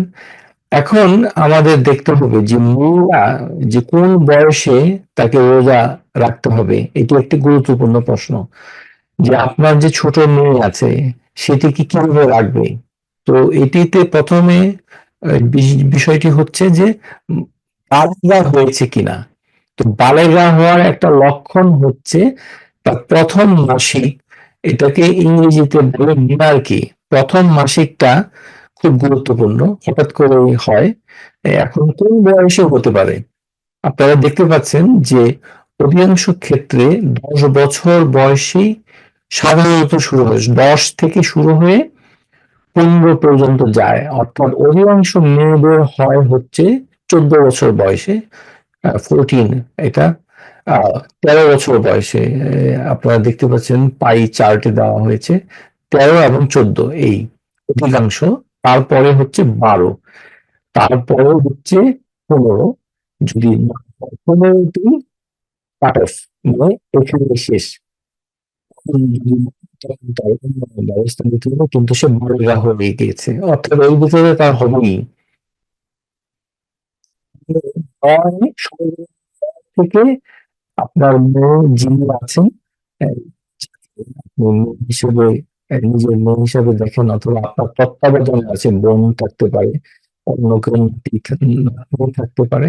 তো তার মাসিকটা হলো কিনা এটা সে তো বুঝবে না, সেটা আপনাকে সাহায্য করতে হবে। অর্থাৎ তার একটা ব্লিডিং যদি হয়ে মাঝখানে গ্যাপ থাকে, ব্লিডিং কিন্তু হয়ে গেছে, সেটি একটি উপায়। তারপর এটি হচ্ছে সে বালিগা হয়ে গেল, তারপরে সে রাখতে পারবে কিনা। এখন এই যোগ্যতা, এই শারীরিক যোগ্যতাটা যাচাই করার উপায় কি, পদ্ধতি কি? হাদিসের ভেতরে এমন কোন নির্দিষ্ট নিয়ম আসেনি, তবে ইমাম আল আউজাঈ তিনি একটি পদ্ধতির কথা বলেছেন, ইজা আতাকা সাওম সালাসাতি আইয়াম তাবান লা ইউখাইয়িরু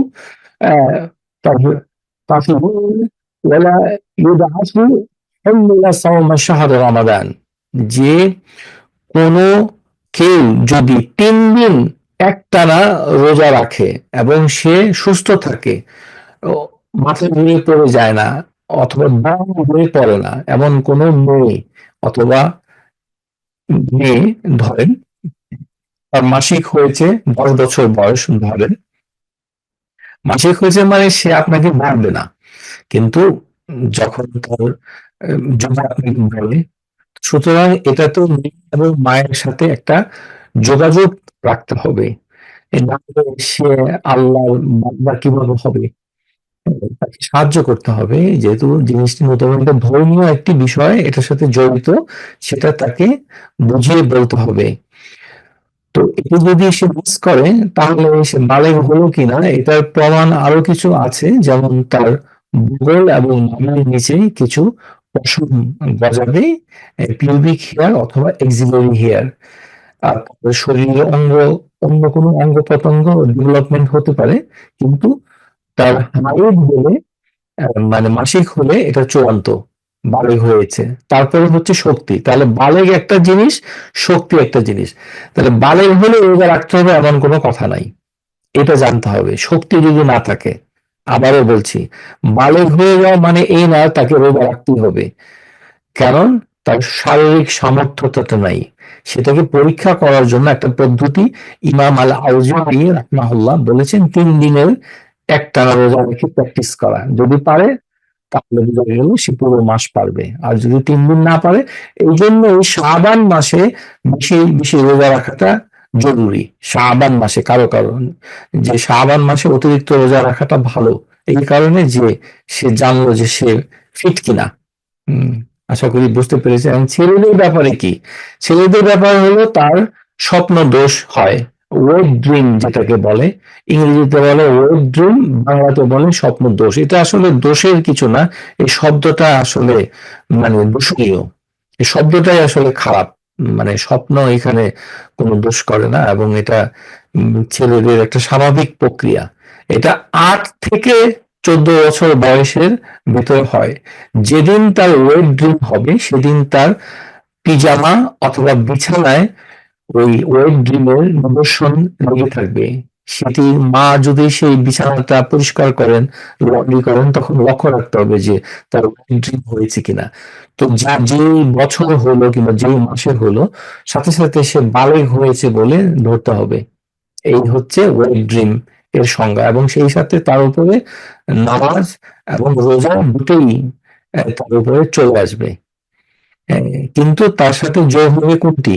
শারীরিক যোগ্যতা। অর্থাৎ ওয়েট গেইন হয়েছে, বালেগ হয়েছে, অথবা একটু গোঁফ গজিয়েছে, অথবা বগলের নিচে কিছু পশম গজিয়েছে, কিন্তু সে দুর্বল ছেলেটা, পারে না, তাহলে রাখবে না। এই হচ্ছে কথা। তাহলে ওয়েট গেইন আর মেয়েদের জন্য হলো প্রথম মাসিক, যেটাকে আমরা বলি মিনার্কি। এটা হওয়ার মানে অনেকের 15 বছর পর্যন্ত লেগে যেতে পারে। হ্যাঁ, এটা। তাহলে আমরা প্রথমে যে জিনিসটা জানি যে রোজা হচ্ছে একটা ইবাদত। যে কোনো ইবাদতের ক্ষেত্রে, যেটা ইবাদতে বাদানি, শারীরিক ইবাদত, শারীরিক ইবাদতটা কিভাবে কার্যকর হয়, যার উপরে হবে তার নিজের করতে হবে, এটি অন্য কেউ করে দিতে পারবে না। এটি ইবাদত মালি না, মানে অর্থের ইবাদত না যে এটা টাকা পয়সা দিয়ে করা যাবে। এটি হচ্ছে শারীরিক একটা ইবাদত। শারীরিক ইবাদত যেমন নামাজ পড়া, আর হচ্ছে রোজা রাখা, শারীরিক ইবাদত। এরকম আরো কিছু ইবাদত রয়েছে। তো এটার প্রথম শর্তটা কি? যে 3টি শর্ত যার একত্র হবে তাকে আমরা বলি মোকাল্লাফ। মোকাল্লাফ বলি, মোকাল্লাফ, মোকাল্লাফা, মোকাল্লাফ হয়েছে সে। তাহলে প্রথমটা হচ্ছে বালু, মানে বালেগ হয়েছে। এটা বাংলা ভাষাতে যে বালেগ হয়েছে আমি বলি ছেলেদের জন্য, মেয়েদের জন্য বালেগা, বালেগা হয়েছে, বালেগা। আর মেয়ে ছেলেদের জন্য বালেগ হয়েছে, অর্থাৎ প্রাপ্ত বয়স্ক হয়েছে। এটা বয়স্ক কিভাবে? একটি হচ্ছে স্বপ্নদোষ, আর মেয়েদের জন্য মাসিক। আশা করি পরিষ্কার হয়েছে। এটা বালেগ, কিন্তু তার শক্তি আছে কিনা, সে আন্দাজে রাখতে হবে এটা বোঝে কিনা।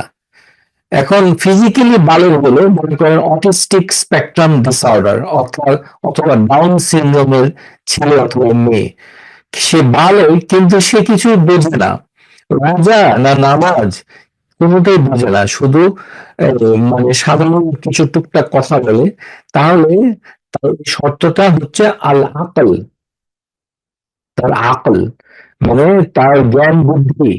এটা আমরা বলবো যে এই আকলটা হচ্ছে এমন একটা তামিজ। আর তামিজ, তামিজ মানে হচ্ছে যে যে বয়সে সে পার্থক্য করতে পারে ভালো এবং মন্দ, আদেশ এবং নিষেধ, এটা করো এটা করো না, এরকম কমান্ড করলে সে বোঝে, এবং কি কারণে আদেশ করা হলো সেটি সে বোঝে, এবং সে অনুযায়ী কাজটি করে অথবা করে না, যেটাই আপনি বলুন না কেন।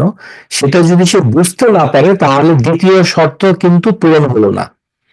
তাহলে বয়স হলেই হবে না, তাকে যেটা করতে হবে সিন্নুস রুশদ বলে, সিন্নু রুশদি, অর্থাৎ ভালো মন্দ পার্থক্য করার বয়সে উপনীত হওয়াটা হচ্ছে বুলু, বালেগ হওয়া এবং আকল হওয়া দুটোর সমন্বয়।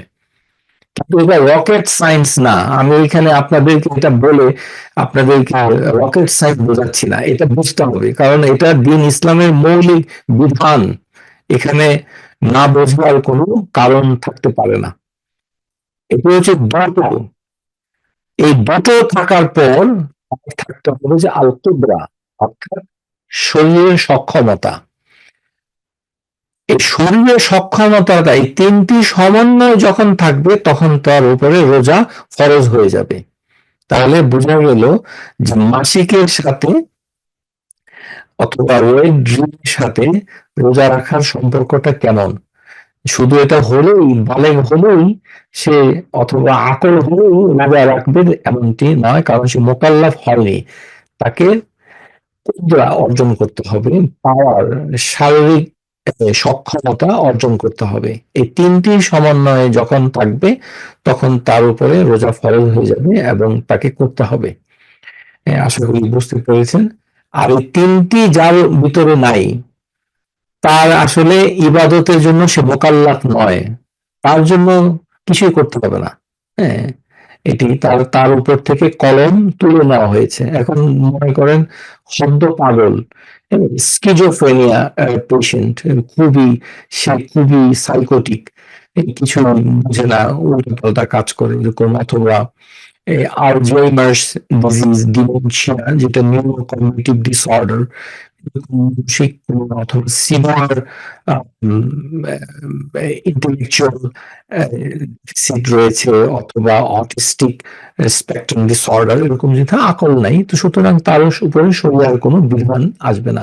শরিয়ার উপরে মোকাল্লাফ হওয়ার পর তার উপরে বিধান, এর পূর্বে নয়। এখন যে দুটো গ্রুপ, এখানে গর্ভবতী, মানে প্রেগনেন্ট, আর যারা ব্রেস্ট ফিড করে, এদের রোজার ব্যাপারটা কি। প্রথমে আমরা আসব যারা প্রেগনেন্ট। প্রেগনেন্সির সময় আপনারা দেখতে পাচ্ছেন ছবিতে যে প্রথম 13 সপ্তাহ, এই প্রেগনেন্সিকে 3 ভাগে ভাগ করা হয়। এটি সপ্তাহের সাথে 13 সপ্তাহ, 13 থেকে 26 সপ্তাহ, 26 থেকে 40 সপ্তাহ। কোন সপ্তাহে রোজা রাখাটা খুব ক্ষতিকর শিশুর জন্য, মায়ের জন্য তেমন কোনো ক্ষতি নাই, শিশুর জন্য ক্ষতিটা বেশি। এটি হচ্ছে প্রথম সেমিস্টার। ফার্স্ট ট্রাইমাস্টারে যদি তার পানি শূন্যতা থাকে, কারণ তখন তাকে প্রায় 16 কাপ অথবা 8 কাপ, এরকম কাপের সাইজ বুঝে তাকে পানি খেতে হয় সবসময়, না হলে তার কিছু সমস্যা দেখা দিবে, যেমন তার প্লাসেন্টা ফর্ম করবে, তার হতে পারে এটা। তো তার এবং সেই সময় অনেক সময় বমি হয়, বমি হয়ে শূন্যতা থাকতে পারে। এটি হচ্ছে ফার্স্ট ট্রাইমাস্টারে। সেকেন্ড ট্রাইমাস্টারে তেমন গুরুতর মানে সমস্যা হয় না, কিন্তু থার্ড ট্রাইমাস্টার যেটা, যখন ডেলিভারির কাছে আসে, তখন কিন্তু রোজা রাখলে মানে বাচ্চাটা প্রিমেচিওর ডেলিভারি হয়ে যেতে পারে, অথবা অ্যামনিওটিক ফ্লুইড কমে যেতে পারে, যেটা বাচ্চা মানে তার নড়াচড়াতে সমস্যা হবে এবং অন্য ধরনের সমস্যা হবে। সুতরাং এবং সেকেন্ড ট্রাইমাস্টারেও বাচ্চাকে প্রয়োজনীয় মানে এই নিউট্রিশন প্রোভাইড করতে গেলে ঝামেলা হতে পারে। মানে যদি সে ডিহাইড্রেশন থাকে, এখানে মূল সমস্যাটা হচ্ছে ডিহাইড্রেশন। রাতের বেলা তো সবাই খায়, পান করে, কিন্তু দিনের বেলা যে দিনটা যদি অনেক বড় হয়, গ্রীষ্মকাল হয় যদি, অথবা ছোট দিন না হয় তখন, তো সুতরাং রোজা রাখাটা ঠিক নয়। মানে মেডিকেল পয়েন্ট অফ ভিউতে আমরা বলবো যে তারা রোজা রাখবে না, তাহলে তারা বুকের উপরে ব্যবস্থা নিবে, কারণ এতে শিশুর ক্ষতি হওয়ার সম্ভাবনাটা অনেক বেশি হওয়ার বৈজ্ঞানিক কারণ রয়েছে। আর তারপরে হচ্ছে ব্রেস্ট ফিড যারা করে। এখন ব্রেস্ট ফিড আল্লাহ তাবারক ওয়া তাআলা আল কোরআনুল কারীমে বলেছে হাওলাইনে কামিলাইন, অর্থাৎ 2 বছর, মানে এর বেশি নয়। যেদিন থেকে শুরু করবে ব্রেস্ট ফিড, তার থেকে ক্যালেন্ডারে ধরে রাখতে হবে 2 বছর। এখানে জানি না গান গাইলে চলবে না। এই জানি না এটা কখন, মানে এটা অধিকার। হ্যাঁ, এই বাচ্চা যে দুধ পান করে মা থেকে, এটা কিন্তু মা কোনো ফেভার করে না। মা হলে বাচ্চাকে দুধ দিতে হবে, এটা হকুক। এটা যদি দুমতে সে আদায় না করে, যেমন আবু মা করতে চায় না, এটাকে তারা ইখতিয়ার মনে করে, যে এটা আমার ইচ্ছাধীন। আমি দুঃখিত, এটা কোনো ইচ্ছাধীন নয়, এটি এটা হচ্ছে ওয়াজিব, করতে হবে, না করলে সে দায়ী থাকবে। হ্যাঁ, এটা মানে তাকে ব্রেস্ট ফিড করতে হবে, হয়তো পূর্ণ 2 বছর না করলেও কিছু সময় তো তার করাটা অত্যন্ত আবশ্যক, বিশেষ করে শক্ত খাবার খাওয়ার আগ পর্যন্ত, অর্থাৎ 6 মাস পর্যন্ত, 6 থেকে 12 মাস পর্যন্ত, তখন তার চলতে থাকে, তার আগে এটা করতে হবে। সেই সেই মা যা দেশেই থাকুন না কেন, যে চাকরি করুন না কেন, আপনাকে সেটা ব্যবস্থা করতে হবে। তাহলে আমরা বলতে চাচ্ছি যে ব্রেস্ট ফিড মাদার যারা, বিশেষ করে প্রথম 1 বছর, তখন যদি মায়ের ক্ষতি হতে পারে, মায়ের বেশি ক্ষতি হতে পারে এই কারণে যে মা শুকিয়ে যাবে, কেননা ওই দুধের সাথে কিছু জল, মানে পানি শরীর থেকে বের হয়ে যাচ্ছে, এটা পরিমাণ 2 থেকে 4 আউন্স, তারপরে 6 আউন্স, 8 আউন্স, এরকম অনেক পরিমাণ দুধের সাথে পানিটা বের হয়ে যায়। এই জন্য তাকে, মাকে দিনের বেলা কিছু পানি খেতে হয়। আর পানি যদি খান দিনের বেলা, তাহলে বাচ্চাটাও দুধ পাবে না।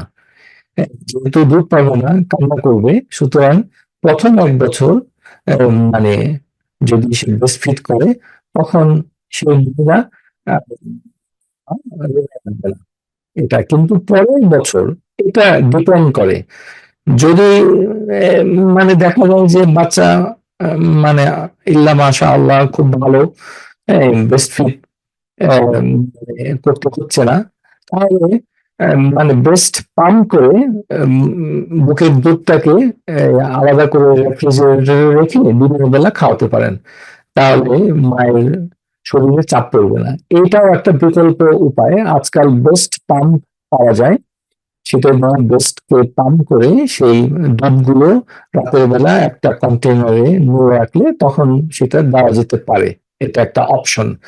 আর তবে বন্ডিং এর একটা বিষয় রয়েছে, কারণ বাচ্চার সাথে মায়ের একটা বন্ড তৈরি হয়, এই জন্য প্রথম 1 বছর এটা করাটা ঠিক নয়, কারণ তাতে মায়ের সাথে বাচ্চার যে বন্ড, এখানে একটা হরমোন রয়েছে অক্সিটসিন, সেটা রিলিজ হবে না যদি বাচ্চা শারীরিকভাবে মায়ের কাছে না থাকে, সমস্যা হবে, এবং এটাতে বাচ্চাকে বঞ্চিত করা যাবে না, কারণ বাচ্চার একটা রাইট রয়েছে, এটি ইচ্ছাধীন নয়, আগেই বলেছি।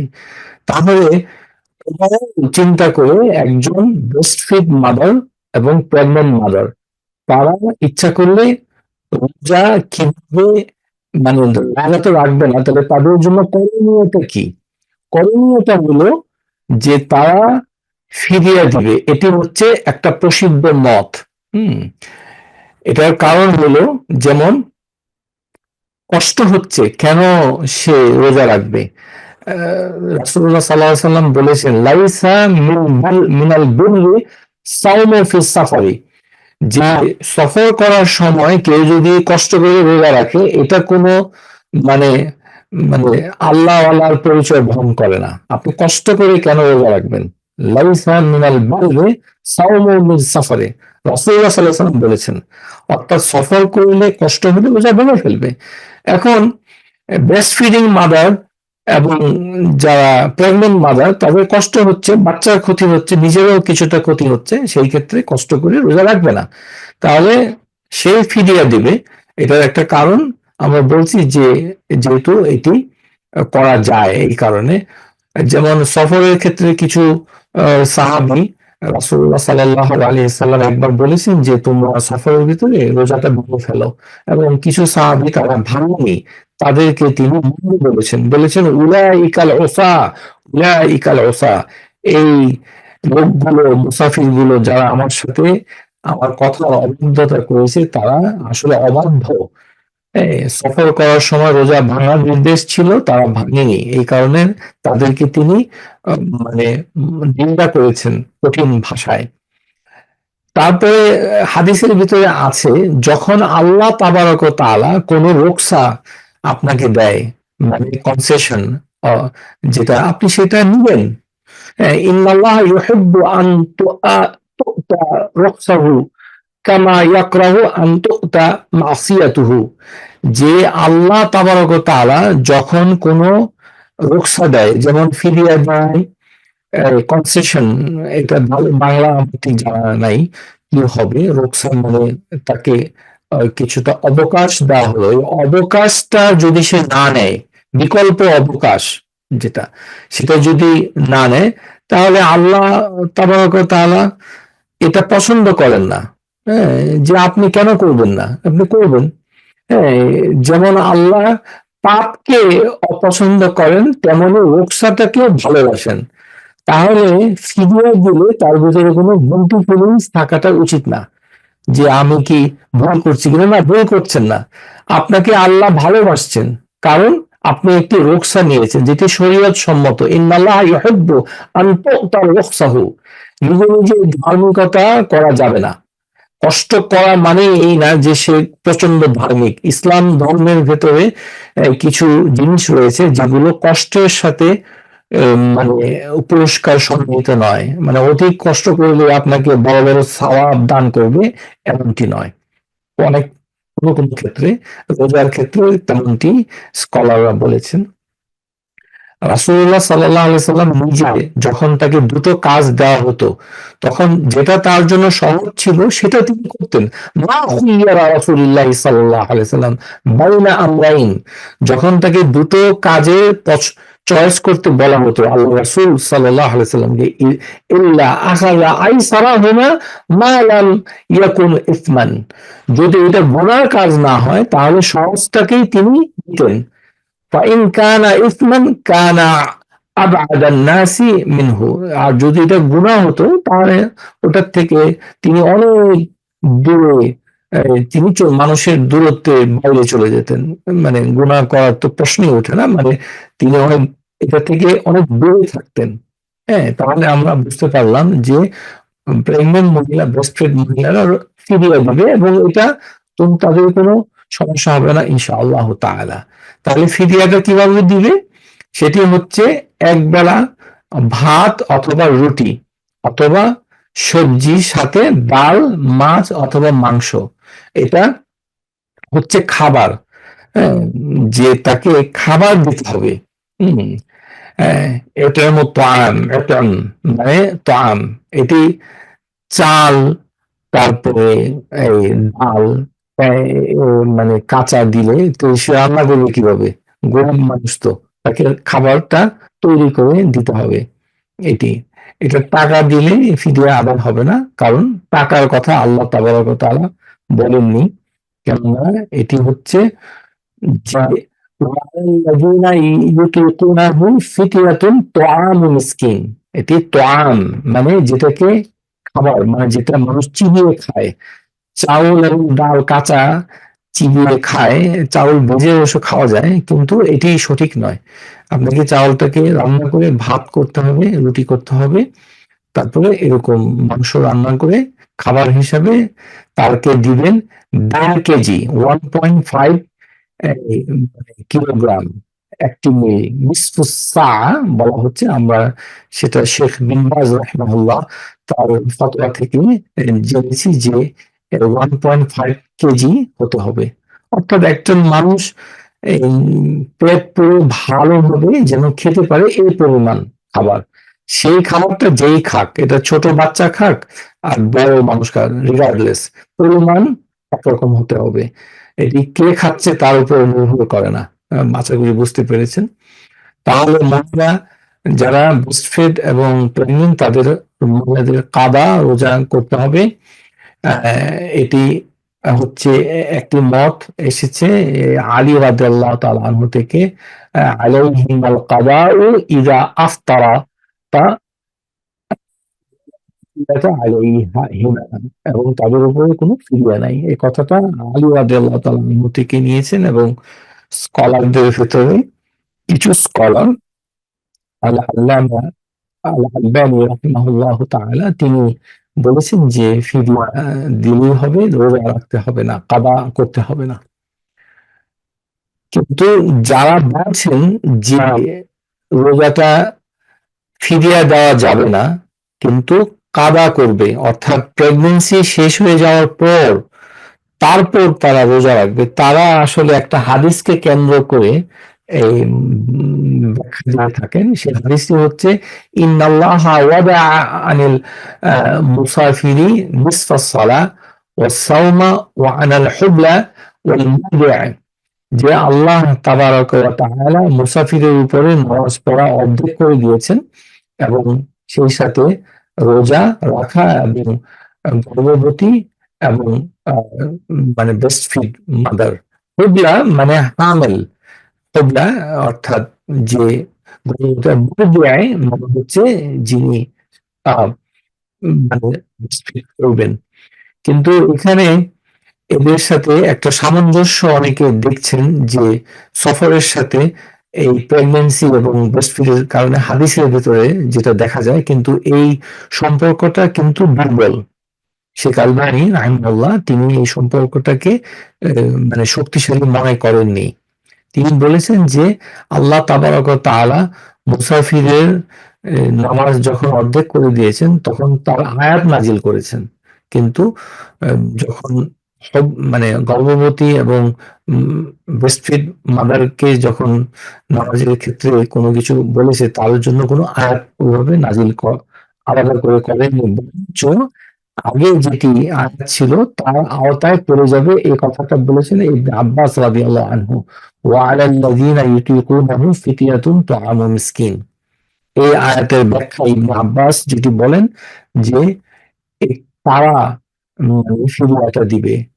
ফিদিয়াটা দিবে হচ্ছে যে যারা অত্যন্ত বৃদ্ধ, হ্যাঁ, الذين يطيقونه فدية طعام مسكين قال كانت رخصة للشيخ الكبير والمرأة الكبيرة, অর্থাৎ অনেক বুড়ো হয়ে গেছে পুরুষ অথবা মহিলা, ওয়াহুমা ইউতিকুনা সিয়ামা, তারা কিন্তু রোজা রাখতে পারে, কিন্তু এই ইউতিকুন ইতকানু মানে হচ্ছে মাশাক্কা, কষ্ট করে রাখতে পারে, মানে রাখতে পারে বলতে বোঝানো হচ্ছে যে রাখতে পারে কিন্তু বহু কষ্ট হয়। ওই ধরনের বৃদ্ধ এবং পুরুষ মানে আসলে রাখতে পারে না। কষ্ট করে রাখতে পারে মানেটা হচ্ছে যে রাখতে পারে না, রাখলে তাদের অবস্থা খুবই করুণ হয়ে যাওয়ার সম্ভাবনা আছে। কিন্তু বোঝে যে রোজা রাখা দরকার, এটা সে বোঝে, সে হয়তো নামাজ পড়ে কিন্তু রোজাটা রাখতে পারে না কারণ অনেক বুড়ো হয়ে গেছেন। তাদের জন্য কি হচ্ছে যে أن يفطر يطعم مكان كل يوم مسكينا والحبلى والمرضع إذا خافت। এবং আবু দাউদ বলেছেন যে যারা প্রেগনেন্ট মহিলা এবং ব্রেস্টফিড মহিলা তারা যদি ভয় পায় আলা আওলাদিহিমা আফতারা আফতারাতা ওয়া আতামাহা ওয়া আতামাতা, সুতরাং সে খাবার অন্যকে দিবে এবং সে রোজা রাখবে না, ভেঙে ফেলবে। তাহলে এই ব্যাখ্যা আবু দাউদের হাদিস থেকে আমরা জানতে পারলাম যে তারা ফিদিয়া দিলেই তাদের দায়িত্ব পালন হয়ে যাবে। আর খাবার দেওয়ার কথা মানে বলেছেন যে মানে তাদেরকে কাদা আদায় করতে হবে। তাদের ভিতরে একজন রয়েছেন, তিনি তার হচ্ছে ওনার নাম হচ্ছে যে একজন সাহাবী, কিন্তু এখানে ইবনে আব্বাস ইয়াকুল উম্মু ওয়ালাদুন লাহু, ইবনে আব্বাস মানে তার যে দাসীদের মা ছিল তাদেরকে তারা যখন প্রেগনেন্ট হতো তখন তারা বলতেন আনতা বিমানজিলাতি আল্লাতি লা তুতিকুহু ফাআলাইকা ফিদাউ, হ্যাঁ, ওয়ালা কাদা আলাইক, যার যে সকল মেয়েরা প্রেগনেন্ট হয়েছে তাদের উপরে ফিদিয়া হবে কিন্তু কাদা হবে না, এই কথাটা ইবনে আব্বাস বলেছেন।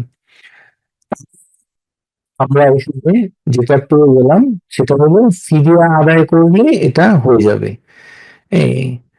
এটাকে কাদা আদায় করতে হবে না। আশা করি বুঝতে পেরেছেন। তারপরে হচ্ছে যে ডেলিভারি হয়ে যাওয়ার পর তখন তার রোজাটা কি হবে। এখানে ডেলিভারি করতে গেলে ওই একই, কারণ ডেলিভারি যখন হয়ে যাবে তখন তার কিছু ডিসচার্জ হয়, এই ডিসচার্জটা সর্বোচ্চ 40 দিন থাকবে। এটি একটি হাদিস। অন্য গুলো সহি না, এটাই সবচেয়ে বেশি সহি। কানাত নুফাসাউ তাজলিসু আলা আহদি রাসূলিল্লাহ সাল্লাল্লাহু আলাইহি ওয়াসাল্লাম 40 ইয়াওমান, 40 দিন। ডেলিভারির পর থেকে 40 সর্বোচ্চ। এই 40 দিন আসলে লাগে না, এর আগেই বন্ধ হয়ে যায়।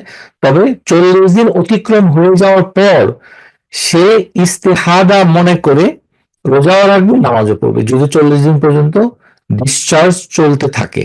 খুব মানে ইনফেকশন না হলে তার আগে বন্ধ হয়ে যায়। এবং আরেকটি বিষয় হলো, ডেলিভারির পরে যদি ব্রেস্ট ফিড করে তাহলে তো এমনি সে মানে ব্রেস্ট ফিড মাম থাকে, সেই ক্ষেত্রে সে ফিরিয়ে দিয়ে দিবে, তাহলে তো তার আর কিছু করতে হবে না। অর্থাৎ ব্রেস্ট ফিড করাটা তার জন্য একটা প্রোটেক্টিভ, তাকে আর রোজাটা রাখতে হবে না কাদা হিসাবে। আশা করি বুঝতে পেরেছেন। শুধু আমরা রোজার বাইরে যদি কেউ ডেলিভারি হয় তাদের উদ্দেশ্যে বলছি, যে রোজার মাসে ডেলিভারি হয় নাই, রোজার বাইরে, সেই ক্ষেত্রে সে কি করবে? 40 দিন পর্যন্ত অপেক্ষা করবে, নামাজ অথবা রোজা। কিন্তু 40 দিনের আগে যদি বন্ধ হয়ে যায়, ওই যে বন্ধ হওয়ার নিদর্শন হচ্ছে কি, পেটের ভিতরে শুষ্কতা থাকবে, শুকনা, ওখানে কোনো নিঃসরণ ডিসচার্জ নাই, তখন তাকে রোজার নামাজ শুরু করতে হবে। তাহলে ডেলিভারির পরে যে জিনিসগুলো শরীর থেকে বের হয়, এটি প্রথমে থাকে লাল রঙের। বাচ্চা হওয়ার পরপরই যেই পানিটা বের হয়, ওটাকে আমরা বলি লোকিয়া। এই লোকিয়ার 3টি স্তর রয়েছে। লোকিয়া রুব্রা, মানে একেবারে লাল রঙের, এটাতে 4 দিন পর্যন্ত খুব ভালোই রক্তের মতো বের হয়, তখন তলপেটে কিছুটা ব্যথাও করে। হ্যাঁ, তো এটা ডেলিভারির পর 4 দিন পর্যন্ত থাকে, তখন কালারটা চেঞ্জ হয়ে রকিয়া সেরোসা, দেখতে পাচ্ছেন মাঝখানের যে এই কালারটা একটু কমে যায়, মানে হালকা হয়ে যায়, সেটা থাকে 12 দিন। তারপরে লোকিয়া এলবা, এখন একটু লাইট কালার হয়ে যায়, এটা থাকে 12 দিন। এই যে 4, 12, 12, 28 দিন, এইটাই লক্ষ্য করতে হবে যেটা বন্ধ হয়ে গেছে কিনা। এই 30 দিনের ভিতরে, তার মানে 40 দিন পর্যন্ত আসলে যেতে হয় না অধিকাংশ ক্ষেত্রে। এই 28 থেকে 30 দিন, 1 মাসের ভিতরেই যে মানে বাচ্চা হয়েছে, ডেলিভারি দিয়েছে, সে মায়ের ডিসচার্জটা, ওই নিফাস, মুফাসা, যেটি মুফাস, সেটা বন্ধ হয়ে যায়। আলামত হচ্ছে একইভাবে শুকনা প্যাড, এটা দেখলে ওটা যদি কয়েক ঘন্টা অপেক্ষা করে আর কিছু বের না হয়, তখন গোসল করে সে নামাজ শুরু করবে, এবং থেকে রাতের বেলা নিয়ত করে রোজা রাখা শুরু করবে, আর দিনগুলোকে গুনে রাখতে হবে। তো এখন অসুস্থ ব্যক্তি যে রোজা রাখতে পারে না, হুম, আমাদের সমাজে একটা ধারণা হলো অসুস্থ থাকা মানে অসুস্থতা কি, এটা আসলে আমরা ঠিক মতো বুঝতে পারি না। এটার জন্য আমরা ডাক্তারের কাছে যাই, এমন ডাক্তার যে ধর্ম সম্পর্কে বিশেষভাবে অজ্ঞ। আম, ডাক্তার ঠিক আছে, কিন্তু ধর্মের যে আহকাম, যে বিধিবিধান, এটার গুরুত্ব, এটা করলে কি করতে হবে এবং কতটুকু না করলে হবে না, এই বিধিবিধানের পুঙ্খানু জিনিসগুলো ডাক্তারের জানা থাকে না। একটি বিষয়, আরেকটি হচ্ছে সে বিশ্বাসযোগ্য ডাক্তার কিনা, তার অভিজ্ঞতা কেমন। এই জন্য তবিবুল সিকা, নির্ভরযোগ্য ডাক্তারের কথার উপর নির্ভর করতে হবে প্রথমে। এই গণহারে না, যে ডাক্তার না, মানে আল্লাহ হামেশাই, তাহলে সে তো রোজার গুরুত্ব বুঝবে না, সে হয়তো মনে করবে যে রোজা রাখলে শরীরের ক্ষতি হয়, বেশি চিন্তা ভাবনা না করে বলে দিব রোজা রাখবেন না। যে ডাক্তার আল্লাহকে ভয় করে এবং বিধিবিধান সম্পর্কে জ্ঞান রাখে, অর্থাৎ দুনিয়া এবং আখিরা উভয়ের জ্ঞান রাখে, সেই ডাক্তারের কথার উপরে আমল করাটা উচিত। অথবা ধর্মীয় জ্ঞান যদি ওরকম নাও থাকে, মোটামুটি রোজার গুরুত্বটা বোঝে, এ মানে সেই ক্ষেত্রে তার শরীরের কতটুকু ক্ষতি হবে সেটা যদি সে খুব সিরিয়াসলি বলে তাহলে চলবে ইনশাআল্লাহ। তাহলে আমরা অসুস্থতাটাকে দুই ভাগে ভাগ করছি। যে অসুস্থতা থেকে মুক্তির আশা থাকে ফা ইন কানা মারাদুন আল্লাযী তা'নি মিনহু ইউরজা হুসুলু শিফা মিনহু, এমন রোগ যে রোগ থেকে সুস্থ হওয়ার সম্ভাবনা আছে, তাহলে সে ওই রোজাগুলো রাখবে না। তাহলে কি করবে? যখন সুস্থ হবে তখন সে রোজাগুলো রাখবে, কিন্তু কোনো ফিতনা দিতে পারবে না। দিলে এটা আদায় হবে না, কারণ রোজা রাখতে পারে। এই কমন বিষয়গুলোর ভিতরে রয়েছে ডায়াবেটিস। আমাদের সমাজে দেখা যায় যে ডায়াবেটিস হলেই ফিদিয়া দিতে থাকে গণহারে। এরকম ফিদিয়া ডায়াবেটিস দেওয়া যায় না, কারণ ডায়াবেটিস রোগটা এমন না। এটি রোজার কি সমস্যাটা হচ্ছে সেটা আগে দেখতে হবে, ডায়াবেটিসটা কি ধরনের এবং কি ধরনের চ্যালেঞ্জ রয়েছে তার উপর। অন্যান্য অসুস্থতার ভিতরে যে সকল অসুস্থতা রয়েছে, যে কিছুটা চিকিৎসা হলে ভালো থাকেন, হ্যাঁ, এখন হয়তো অসুস্থ, নিউমোনিয়া হয়েছে, জ্বর হয়েছে, অথবা স্ট্রোক হয়েছে, এখন কিন্তু কিছুদিন পরে ফিজিওথেরাপি দিলে সে আবার ভালো হয়ে যাবে, মুক্তির আশা আছে, তাহলে সে কি করবে? কোনো ফিরিয়া দিবে না। ফিরিয়া দিলেও হবে না, কারণ সে ভালো হতে পারে, সম্ভাবনা আছে। তাকে পরে রোজা রাখতে হবে। আশা করি বুঝতে পেরেছেন। তাহলে ডায়াবেটিস রোগীরা রোজা রাখতে গেলে কি করণীয়? ডায়াবেটিস হওয়ার আগে ১ থেকে ২ মাস রোজার আগে তাকে একটা অ্যাসেসমেন্ট করতে হবে, মেডিকেল চেকআপ, যে সবকিছু ঠিক আছে কিনা। তারপরে তাকে ডায়াবেটিসের এডুকেশন দিতে হবে। ডায়াবেটিসের নার্স যারা আছে বলতে হবে যে আমি একটা ঘন্টা ফাস্টিং করবো, আমাকে কিছুটা এডুকেশন দাও, মানে কিভাবে খাবো, কি কি জিনিস খাবো, কিভাবে ওষুধগুলো কিভাবে আমি ঘুম থেকে উঠবো, কতবার রক্ত পরীক্ষা করতে হবে। রোজা রেখে রক্ত পরীক্ষা করাটা কোনো সমস্যা নেই, কারণ রোজা রেখে রক্ত বের হলে শরীর থেকে, যেটা যেভাবেই বের হোক না কেন, তাতে রোজা নষ্ট হয় না। আরেকটা হচ্ছে কি, যে ওরকম যদি অনেক সময় কিছু কিছু ডায়াবেটিস রোগীর ক্ষেত্রে রোজাটা আসলে উপকার হয়, সব ক্ষেত্রে না, কিছু কিছু ডায়াবেটিসের ক্ষেত্রে হতে পারে, কিন্তু অন্য ক্ষেত্রে রোজাটা ক্ষতিও করতে পারে। রোজা যে সবসময় আপনাকে সুস্থতা এনে দিবে এমনটি কিন্তু নয়। সুস্থতা হচ্ছে একটি নিয়ামতুল্লাহি তাআলা। হ্যাঁ? রোজা মানুষকে সুস্থতা দেওয়ার জন্য দুনিয়াতে আল্লাহ হুকুম করে নাই যে তোমরা রোজা রাখো সুস্থ থাকো। এমন কোনো কথা নেই। আছে, এই কথাগুলো শুদ্ধ নয়। অর্থাৎ রোজা একটি বিষয় আর অসুস্থতা আরেকটি বিষয়। অসুস্থতার সাথে ইবাদতের এরকম কোনো সম্পর্ক নাই। যে ইবাদত করলে আপনি শারীরিকভাবে উপকৃত হবেন এমনটি বলাও অনুচিত। কেননা ইবাদতের মূল রহস্য আল্লাহই ভালো জানেন। আমাদেরকে করতে বলা হয়েছে, আমরা সেটাকে করি বিনা বাক্যে। এটির প্রকৃত গুরুত্ব আল্লাহ তাবারক ওয়া তাআলা জানেন, এবং আর অল্প কিছু এটির উপকারিতা রাসূলুল্লাহ সাল্লাল্লাহু আলাইহি সাল্লাম তিনি হাদিসের মাধ্যমে আমাদেরকে জানিয়েছেন যতটুকু ততটুকু। গবেষণা করে করে রোজা রাখলে ফিগার ভালো হয়, ওয়েট লস হয়, রোজা রাখলে শরীরটা তাগড়া হয়, এগুলো বললে বলা হবে। এগুলো তো রোজার ইনস্টিটিউশনকে বেশফিম করার শামিল। এটা রোজাকে রোজা রাখলে গরিবের কষ্ট ভাবা যায়, যেটা আমাদের দেশে বলে, এটা বলাটা অপরাধ। গরিবের কষ্ট বোঝা যাবে রোজা রাখলে, তাহলে গরিব রোজা রাখলে সে কার কষ্ট বুঝবে? এগুলো আজ যদি কোরআন হাদিস বিরোধী বাংলাদেশি বক্তব্যগুলো আমাদেরকে বর্জন করতে হবে, কারণ এগুলো শরিয়া বিরোধী, আকীদা বিরোধী। এই ধরনের কথা বলার কোনো অধিকার আল্লাহ তাবারক ওয়া তাআলা আমাদেরকে দেন নাই।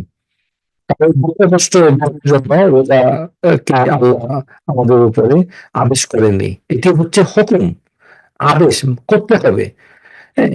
সুতরাং আদেশ শিরোধার্য, মাননীয়।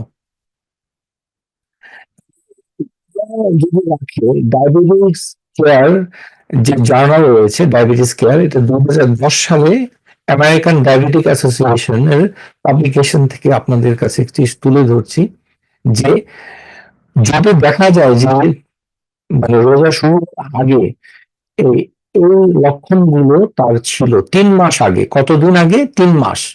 যে হঠাৎ করে সে অজ্ঞান হয়ে গিয়েছিল, হাইপোগ্লাইসিমিয়া, তারপরে বারবার হাইপোগ্লাইসিমিয়া হয়, অথবা মানে গ্লুকোজটা খুব কন্ট্রোলে থাকে না, খুব নিচে নামে উপরে উঠে, ডায়াবেটিস টাইপ 1 থাকে, এর সাথে যদি অন্য কোনো অসুস্থতা থাকে, প্রেগনেন্সি থাকে ডায়াবেটিসের সাথে, অথবা সে যদি খুব ডায়াবেটিস আছে কিন্তু সে প্রচুর পরিশ্রমের কাজ করে, অথবা সে কিডনি কাজ করছে না, সেই জন্য ক্রনিক ডায়ালিসিস নিতে হচ্ছে, এই গ্রুপের রোগীদের রোজা রাখলে এই অবস্থায় ডায়াবেটিস রোগীর ক্ষেত্রে এটা শরীরের ক্ষতি করবে। তাহলে সে কি করবে? রোজাটা রাখবে না, কিন্তু ফিদিয়া দিবে না।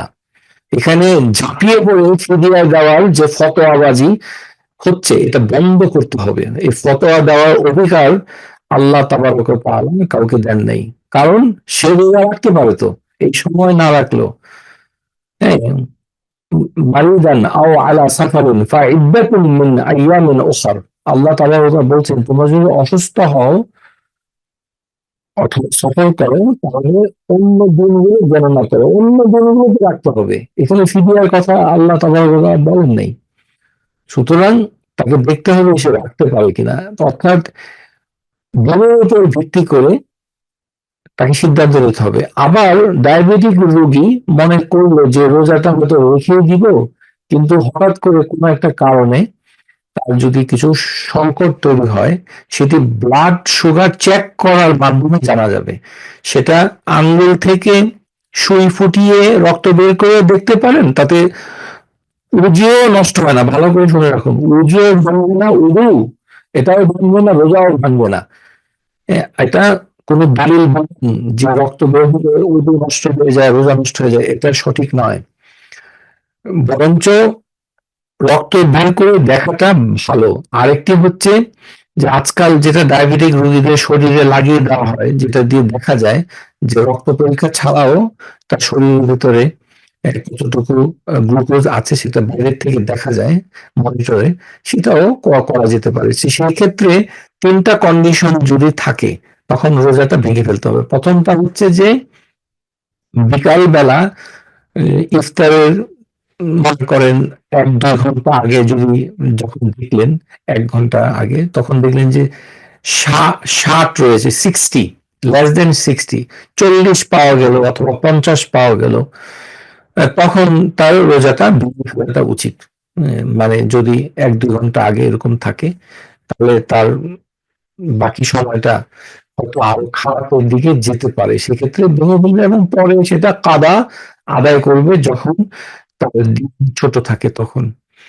আরেকটি হচ্ছে যে কোনো কারণে ঔষধ যেটি খেয়েছেন সেটা যদি বেশি হয়ে যায় খাবারের তুলনায়, যেমন ইনসুলিন নেওয়া হয়েছে, ইনসুলিনটা বেশি হয়েছে, খাবারটা কম হয়েছে, অথবা এমন একটা ওষুধ দিয়েছে যেটা গ্লুকোজকে নিচে নামিয়ে দেয়, তখন এই শুরু করার সকালবেলা ঘুম থেকে উঠে কিছুক্ষণ পরে যখন যদি দেখে যে তখন 1 ঘন্টার ভিতরে 70-এর নিচে নেমে গেছে, এত তাড়াতাড়ি 70-এর নিচে নামার কথা না, কয়েক ঘন্টার ভেতরে, তাহলে রোজা ভেঙে ফেলতে হবে। কারণ এটি সকালের দিকে এরকম দেখা গেছে। আরেকটি হচ্ছে যে কোনো কারণে যদি কোনো রোগী ওষুধ খেতে ভুলে যায়, সেই ক্ষেত্রে অথবা ওষুধ কাজ করছে না অন্য কোনো কারণে, সেক্ষেত্রে যদি 300 মিলিগ্রাম পার ডেসিলিটারের উপরে হয়, রোজা ভেঙে ফেলতে হবে, সে রাখতে পারবে না। এই 3টি কন্ডিশন আমেরিকান ডায়াবেটিক অ্যাসোসিয়েশন রোজাদারদের উপরে একটি গবেষণা করে এটা প্রমাণ করেছে এবং এটা আমরা নিতে পারি ইনশাআল্লাহ। তাহলে আমাদের করণীয়টা কি? করণীয় হচ্ছে যে ডায়াবেটিক পেশেন্ট উত্তর আমেরিকায় যারা থাকে তাদের তো একটা বিশাল সুযোগ সম্ভার আল্লাহ তাবারক ওয়া তাআলা তাদেরকে দিয়েছে। সেটা হচ্ছে এই দেশে তো দিন ছোট হয়, আপনাদেরকে দিনের ক্যালেন্ডার দেখাচ্ছি। দেখুন, ডিসেম্বর 1 তারিখে দিনের ন্যাশভিল, টেনেসি, সেখানে দিনটা থাকে মাত্র 9 ঘন্টা 52 মিনিট। হ্যাঁ, অথবা ডিসেম্বর 21 9 ঘন্টা 24 মিনিট। এরকম, মানে নভেম্বরের কিছু দিন, ডিসেম্বরের কিছু দিন, অথবা ডিসেম্বরের মাঝামাঝি, জানুয়ারির শুরুতে, এরকম নভেম্বর থেকে ডিসেম্বর পর্যন্ত যদি 30 দিন মনে করে, এর ভিতরে সবচেয়ে ছোট দিন হচ্ছে এই 20 থেকে 23 ডিসেম্বর। 20 থেকে 23 ডিসেম্বর গুলো সবচেয়ে ছোট দিন থাকে উত্তর আমেরিকাতে। তখন রোজা রাখতে পারে, কেননা এই দিনগুলো তো ছোট, এবং সেই ক্ষেত্রে তার কষ্ট হবে না, কেননা কিছু খাওয়া দাওয়া করার পর সে যখন একটু ঘুমিয়ে থাকবে, তারপরে ঘুম থেকে উঠে তারপরে দেখা যাবে যে দুপুর হয়ে গেছে, কিছুক্ষণ পরে সন্ধ্যা হয়ে যাবে। সুতরাং এই দিনগুলোতে, এরকম ছোট দিনেও যদি সে রোজা রাখতে না পারে, তখন তাকে দেখতে হবে যে তার শারীরিক অবস্থাটা কেমন। তখন তাকে ওই ফিদিয়াতে যেতে হবে, এর আগ পর্যন্ত যেতে পারবে না, কারণ তার যে সম্ভাবনা আছে সে দিন ছোট হলে রাখতে পারে, সেই যোগ্যতা যদি থাকে, তখন ফাইদ্দাতুন মিন আইয়ামিন উখর, আল্লাহ তাবারক ওয়া তাআলা বলেছেন যে অন্য দিনগুলো সে গণনা করবে। অথবা সে যদি অস্ট্রেলিয়া যেতে পারে সামারে, সেখানে দিন ছোট থাকে, অথবা ইউরোপের কোনো দেশে যদি যায় যেখানে দিন ছোট থাকে, সেখান থেকে রোজা রেখে আসতে পারে, এটি একটি বিকল্প। এরকম করে তাকে চেষ্টা করতে হবে যে কোনোভাবে সে নিজে রাখতে পারে কিনা। যদি তাতেও শুধু না পারে, তখন তাকে ফিরিয়ে যেতে হবে। শীতকালে রোজাটা আসলে ভালো। এটা একটি হাদিস আছে, এটা সহি, কিন্তু বাকি হাদিসগুলো সহি নয়। এটি হচ্ছে আস-সাওমু ফি শিতাই গানিমাতুল বারিদা, অথবা অর্থাৎ হচ্ছে যে শীতকালের যেহেতু দিনটা ছোট থাকে, এই জন্য এটি একটা ঠান্ডা গনিমতের সম্পদের মতো আর কি। যে ধর্মযুদ্ধে জয়লাভ করার পর যে গনিমাটা পাওয়া যায়, ওরকম মানে আল্লাহ তাআলার পক্ষ থেকে একটা উপহার, মানে শীতকালের রোজাটা। এটার সাথে আরেকটি হাদিস আছে যে মুমিনদের জন্য শীতকাল হচ্ছে ইবাদতের বসন্তকাল। এই হাদিসটি সহি নয়। সুতরাং একটি সহি আছে সেটি, এবং ওটি সত্য রোজাকে কেন্দ্র করে, এটি নামাজকে কেন্দ্র করে নয়, কিন্তু নামাজ বেশি করে পড়তে পারেন আশা করি। তাহলে সুস্থ হওয়ার পর, এখন একজন ডায়াবেটিক পেশেন্ট, সে বলল যে ডিসেম্বরে দিন ছোট হলে আমি রোজা রাখবো, তার আগে যদি সে মরে যায়, যে রোজা তো গেল, রাখলো না। এখন সে প্রতিজ্ঞা করেছিল অথবা মনে মনে পরিকল্পনা করেছিল যে দিন ছোট হলে রোজা রাখবে, কিন্তু তার আগেই সে ইন্তেকাল করে গেলেন অথবা মৃত্যুবরণ করলেন। তাহলে তার জন্য করণীয় কি? তার জন্য আসলে কিছু করণীয় নাই, কিছুই করতে হবে না।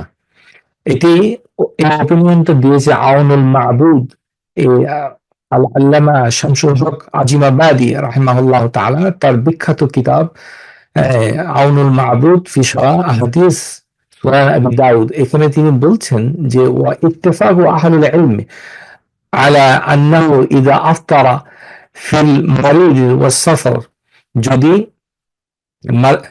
কেউ যদি অসুস্থ থাকে অথবা সফর করে, সুম্মা লাম ইফতিরু ফিল কদাই হাত্তা মাতা ফাইন্নাহু লা শাইউন আলাইহি ওয়ালা ইয়াজিবু ইতআমু আনহু, যে তার একটা সুযোগ মানে তৈরি হয় নাই, মানে জটিলতা ছিল, পরিবারের কাজের জটিলতা ছিল, বিভিন্ন কারণে রোজা রাখার জন্য যে একটা ফুরসত, সেটি সে পায়নি। তার আগেই যদি সে মরে যায়, তখন তার উপরে কোনো গুনাহ নাই, এবং তার পক্ষ থেকে কোনো খাবার দিতে হবে না। এটাই হচ্ছে, মানে সমস্যা নাই। এটার ব্যাপারে স্কলারদের, শুধু কিছু স্কলার ভিতরে কাতাদা, আমরা আগে যে জায়গায় কাতাদা রাদিয়াল্লাহু আনহুর কথা বলছিলাম, আসলে তিনি ওই ব্যক্তি সম্পর্কে বলছেন যে যদি রোজা রাখার কথা ছিল কিন্তু না রেখে ইন্তেকাল করেছে, তার ক্ষেত্রে একমাত্র সাহাবী কাতাদা রাদিয়াল্লাহু আনহু, তিনি বলেছেন ওয়াইয়াতিআনু আনহু, তার পক্ষ থেকে গরিবদেরকে ফিদিয়া দিতে হবে।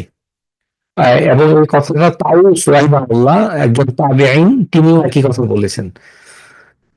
তাহলে আমরা বুঝতে পারছি যে একটা অপিনিয়ন রয়েছে যে ইচ্ছা করলে ওই মৃত ব্যক্তি যিনি রোজা রাখতে পারেননি তার পক্ষ থেকে তার পরিবারের লোকরা ফিদিয়া দিলেও পারবে। যার কথা ছিল যে সুস্থ হলে সে রোজা রাখবে, কিন্তু কোনো কিছু না করলেও ইনশাআল্লাহ কোনো সমস্যা হবে না। এখন কোনো অসুস্থ ব্যক্তি যদি সক্ষম হয় কিন্তু সে কাদা করেনি, তাহলে আরেকটা বিকল্প আছে যে তার যারা ওয়ারিস, উত্তরাধিকার, তার পক্ষ থেকে যতদিন রোজা রাখেনি ততগুলো রোজা ইচ্ছা করলে রাখতে পারে। একটি হচ্ছে ফিরিয়ে দিতে পারে, আরেকটি হচ্ছে রাখতে পারে। তো ওটার জন্য যে দলিল রয়েছে সেই দলিলটা নিয়ে কিছুটা বিতর্ক আছে। মান মাতা আলাইহি সিয়ামুন সামা আনহু ওয়ালিয়্যু, যে যে ব্যক্তি ইন্তেকাল করেছে তার জন্য কিছু রোজা পাওনা আছে, সেই রোজাটা তার অভিভাবক লিখে দিবে, অর্থাৎ তার উত্তরাধিকার, যারা তার সম্পদের উত্তরাধিকার ওয়ারিস হয়, তারা তারা যে আহ, মানে প্রতিদিন একজন মিসকিনকে মানে খাবার দিয়ে দিবে। এটা আসলে বস্তুত ফরজ রোজার ক্ষেত্রে বলা হয়েছে কিনা এটাতে সন্দেহ রয়েছে, ওই জন্য এটাকে ইস্তেহাব করা হয়েছে, অর্থাৎ করলে ভালো, না করলে সমস্যা নাই। হ্যাঁ, সেই ক্ষেত্রে দুটো বিকল্প, একটা হচ্ছে আহ, মানে রোজা রাখতে পারে, এটা মুস্তাহাব। আর যদি রাখতে পারে তাহলে খাবার দিয়ে দিবে যতগুলো রোজা। এটার সাথে আবার তুলনা করে মানে নামাজের জন্য কোনো খাবার দেওয়া যায় না। মানে এটা আমাদের দেশে মৃত ব্যক্তির পক্ষ থেকে করে যে রোজার জন্য এরকম, তো নামাজের জন্য নামাজ কত রাকাত বাদ পড়লো, না না নামাজ কত রাকাত বাদ পড়লো, এটার জন্য কোনো ফিরিয়ার ব্যবস্থা কোরআন সুন্নাতে নাই। এই ধরনের বানানো কথাবার্তা বলা অত্যন্ত গর্হিত অপরাধ এবং দলিলবিহীন। এটি নামাজ এমন একটি ইবাদত, সর্বক্ষণিক যদি মোকাল্লাফ থাকে এই তিনটি শর্ত, তখন তার উপরে এটা দায়িত্ব বর্তায় এবং তাকে করতে হবে, এরকম বিকল্প নেই। বিকল্প হচ্ছে তাওবা এবং নামাজে ফেরত আসা। তাহলে এমন যদি হয় যে অসুখটা এমন যে কোনোদিন ভালো হবে না, যেমন ক্যান্সার, কিমোথেরাপি নেয় ওয়া ইনকানা মারাদ মুজমিনান, মানে ক্রনিক একটা মানে সমস্যা, দুরারোগ্য, লা ইউরজা হুসুলু শিফাআ মিনহু, এখান থেকে আর ভালো হবে না, ক্যান্সারের কিমো চলছে, অথবা এইচআইভি এইডস হয়ে গেছে, অথবা আলজেইমার্স ডেভেলপ করেছে সে, আর আলজেইমার্সের প্রথম দিকে, শেষের দিকে না, আলজেইমার্স ওষুধটার প্রথম দিকে, শেষের দিকে হলে তার কিছুই করতে হবে না, সেই আলোচনাটা আমি দেখাচ্ছি আপনাদেরকে। কিন্তু এটা বলছি যে যাদের ক্যান্সার পেশেন্ট অথবা ডায়ালিসিসের ভিতরে আছে, যে কিডনি ট্রান্সপ্লান্ট করতে হবে, মানে ভালো হবে না, অসুখ হয়, তাহলে তাকে ফিরিয়ে দিতে হবে, সে আর রোজা রাখবে না। হ্যাঁ, তাহলে তাকে প্রতিদিনের বদলে একজন করে মিসকিনকে খাবার দিতে হবে। ইবনে আব্বাস থেকে এসেছে, তিনি বলেছেন হুয়া শাইখুল কাবীর ওয়াল মারআতু কাবীরা লা ইয়াস্তাতিউনা আন ইয়াসুমা ফায়ুতঈমিনা মাকানা কুল্লি ইয়াউমিন মিসকিনান। তার জায়গায় একজন করে মিসকিন খাওয়াবে। হুম, এই খাওয়ানোটা কখন খাওয়াবে, রোজার মাসে না পরে? রোজার মাসে হলে উত্তম, কিন্তু যিনি বেঁচে আছেন তার তত্ত্বাবধানে এটা হলে ভালো, না হলে তার পক্ষ থেকে অন্য কেউ করে দিবে। রোজার মাসে করাটা সবচেয়ে বেশি উত্তম। আর রোজার মাসে মানে যত তাড়াতাড়ি, যেহেতু এটি আল্লাহর প্রতি একটা ঋণ, সুতরাং এই ঋণ যত দ্রুত শোধ করা যায় তত, রোজার মাসে না পারলে রোজার পরে করতে হবে। মানে তাকে একটি ব্যবস্থাপনা করে, বাংলাদেশে এখানে যেহেতু মিসকিন পাওয়াটা কঠিন, বাংলাদেশে কোনো রেস্টুরেন্টে টাকা দিয়ে একটা মেনু ঠিক করে দিয়ে তাদেরকে বলতে হবে যে প্রতিদিন যেন একজন করে মিসকিন তারা খাবার খাইয়ে দেয়, তারপরে আপনি এখান থেকে টাকা দিয়ে মনিটর করতে হবে, তত্ত্বাবধান করে ওই বিলটা পরিশোধ করলে এইভাবে এটা আদায় করাটা সম্ভব। আরেকটি হচ্ছে যে মানে কোনো আত্মীয়-স্বজন যদি আপনাদের পক্ষ থেকে করে দেয়, এই এরকম। কিন্তু এই মাসালার ক্ষেত্রে পারি না, জানি না, করতে পারবো না, কেউ নাই, এগুলোর কোনো উত্তর নাই। এগুলোর উত্তর আমার কোনো জানা নাই। কেননা বরং ইসলাম এখানে এই হুকুম, এগুলো বিধান। আপনাকে আমেরিকায় আসতে কে বলেছে? আল্লাহ কি বলেছে নাকি যে তুমি বাংলাদেশে জন্ম নিয়ে আমেরিকা চলে আসো? এটা কি আল্লাহ আমাদেরকে নির্দেশ করেছে যে বাংলাদেশে তোমরা থেকো না, তোমরা তাড়াতাড়ি প্লেনে ওঠো, আমেরিকার ভিসা নাও, আইসা এই দেশে থাকো, আর থেকে বলবো পারি না, জানি না, পারবো না? এগুলো কোনো মানে কোনো আমলে নেওয়ার মতো কোনো কথা নেই। সেটা এ ধরনের প্রশ্ন করাটাও অন্যায়। যারা প্রশ্ন করেন তারা অন্যায় করেন। হ্যাঁ? এটা কোনো ভালো প্রশ্ন না। হ্যাঁ? এবং প্রশ্ন করাটা থেকে বিরত থাকার জন্য আমি অনুরোধ করছি। এই পারি না, জানি না কাহিনী, এটা অন্যদের আসলে গান গাওয়ার মতো না। এটি শরিয়া, এটি আল্লাহর হুকুম। আপনাকে করতে হবে। আর না করলে সেটা আপনি, আপনার সাথে আল্লাহ ব্যবস্থাপনা, সেটা আপনি তার জবাব দেবেন ইনশাআল্লাহ।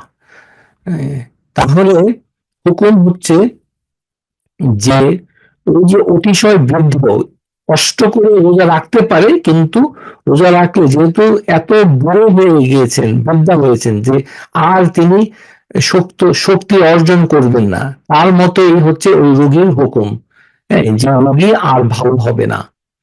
তাই এই কথাটাই ওয়াল মারিদু আল্লাযী লা ইউজা বুরউহু মুফতিরু ওয়া ইউত'iমু লিকুল্লি ইয়াওমিন মিসকিনান।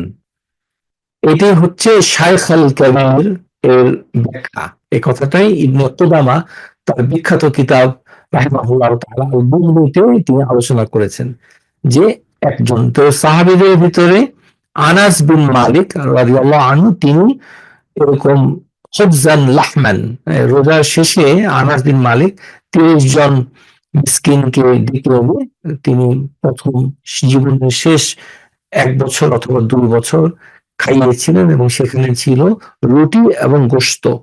এটাই হচ্ছে সাহাবীদের আমল। বুখারী রাহিমাহুল্লাহ তাআলা তার কিতাবে সেটি উল্লেখ করেছে। এ যে যে অথবা সে যদি ফিদিয়া আদায় করতে না পারে, ধরেন সে ইন্তেকাল করেছে, তাহলে তার ওয়ারিসরা তার মৃত্যুর পরে গরিবদেরকে খাওয়াতে হবে। মানে এইটা পাওনা ছিল যেহেতু, সুতরাং ওয়ারাসাতাহু আন ইউতিউহু আনহু, তার পক্ষ থেকে খাওয়াবে তার মৃত্যুর পরে, তার সম্পদ থেকে, অথবা যার উত্তরাধিকার তারা খাওয়াবে। এখন কাদের জন্য কোনো ফিদিয়াও নাই, নামাজও নাই, এটা সবার জন্য কিন্তু ফিদিয়া দিতে হয় না। এটা অনেকের জানা নাই। এটার কারণ হচ্ছে ওই যে আমরা বলেছি মোকাল্লাফ হতে গেলে তাকে ৩টি জিনিসের সমন্বয় লাগতে হবে। একটি কি? প্রাপ্তবয়স্ক। তারপরে ২ নম্বর কি? আকল, যে তার জ্ঞান বুদ্ধি তামিজ মুমাইয়াজ হয়েছে কিনা, ভালো মন্দ আদেশ নিষেধ ইনস্ট্রাকশন দিলে সেই কমান্ড, সেই আদেশটাকে সে আমলে নেয় কিনা, বুঝে কিনা, তার মননে মস্তিষ্কে সেই কথাটাকে সে প্রসেস করে কিনা, বুঝে কিনা, এটা থাকলে তার সামর্থ্য আছে কিনা, কুদরা। তাহলে এই ৩টির সমন্বয়, শারীরিক সক্ষমতা, তারপরে বালেগ হওয়া এবং তার আকল, এর যেকোনো একটা যদি এমন খারাপ হয়ে যায় যে একে তো কোনো কিছু বলা যায় না, ও কথা বললেই শোনে না, বোঝে না, কিন্তু মুখে দিলে খায়, মুখে দিলে খায়, এমন পেশেন্ট থাকতে পারে, আপনাকে দেখাচ্ছি। তো সেই ক্ষেত্রে তার কোনো নামাজও নাই, তার ক্ষেত্রে রোজাও নাই, তার পক্ষ থেকে ফিরিয়ে দিতে হবে না। এই যে দেখুন, আমি কানাডাতে নিজে গিয়েছি, এখানে চিত্রে দেখতে পাচ্ছেন যে আমি একটা বাংলাদেশি এক ভাই, জনাব জামান আল্লাহ ইয়ারহামহু রাহিমাহুল্লাহ, তিনি ইন্তেকাল করেছেন কয়েক মাস আগে। তিনি আর আমাদের মাঝে নেই। তো তাকে আমি দেখতে গিয়েছিলাম নার্সিং হোমে। দেখুন সে কি করছে। এই যে রোগীটাকে আমি দেখছি, রাহিমাহুল্লাহু তাআলা রাহমাতুল্লাহ আলাইহি, যে আল্লাহ তার রহমত করুক, তিনি দুনিয়া থেকে ইন্তেকাল করেছেন কয়েক মাস আগে। তা আমরা বিভিন্নভাবে তার সাথে যোগাযোগ স্থাপন করার চেষ্টা করেছি ক্লিনিক্যালি, কিন্তু সে সাড়া দেয়নি। কিন্তু দেখেন তার মুখে মুখে অথবা নাকে কোনো টিউব নাই, অর্থাৎ সে কিছুটা খেতে পারে নার্সিং হোমের ভিতরে, কিন্তু এই ব্যক্তির উপরে কোনো রোজাও নাই, নামাজও নাই, কেননা সে একজন vegetable, as a human being, কিন্তু সে ভেজিটেবল অবস্থা।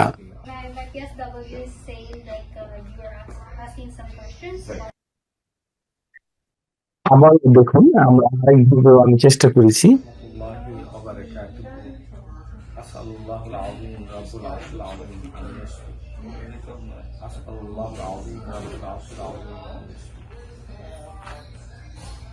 اللهم أنت ربي لا إله إلا أنت خلقتني وأنا عبدك الله يشفيك الله يشفيك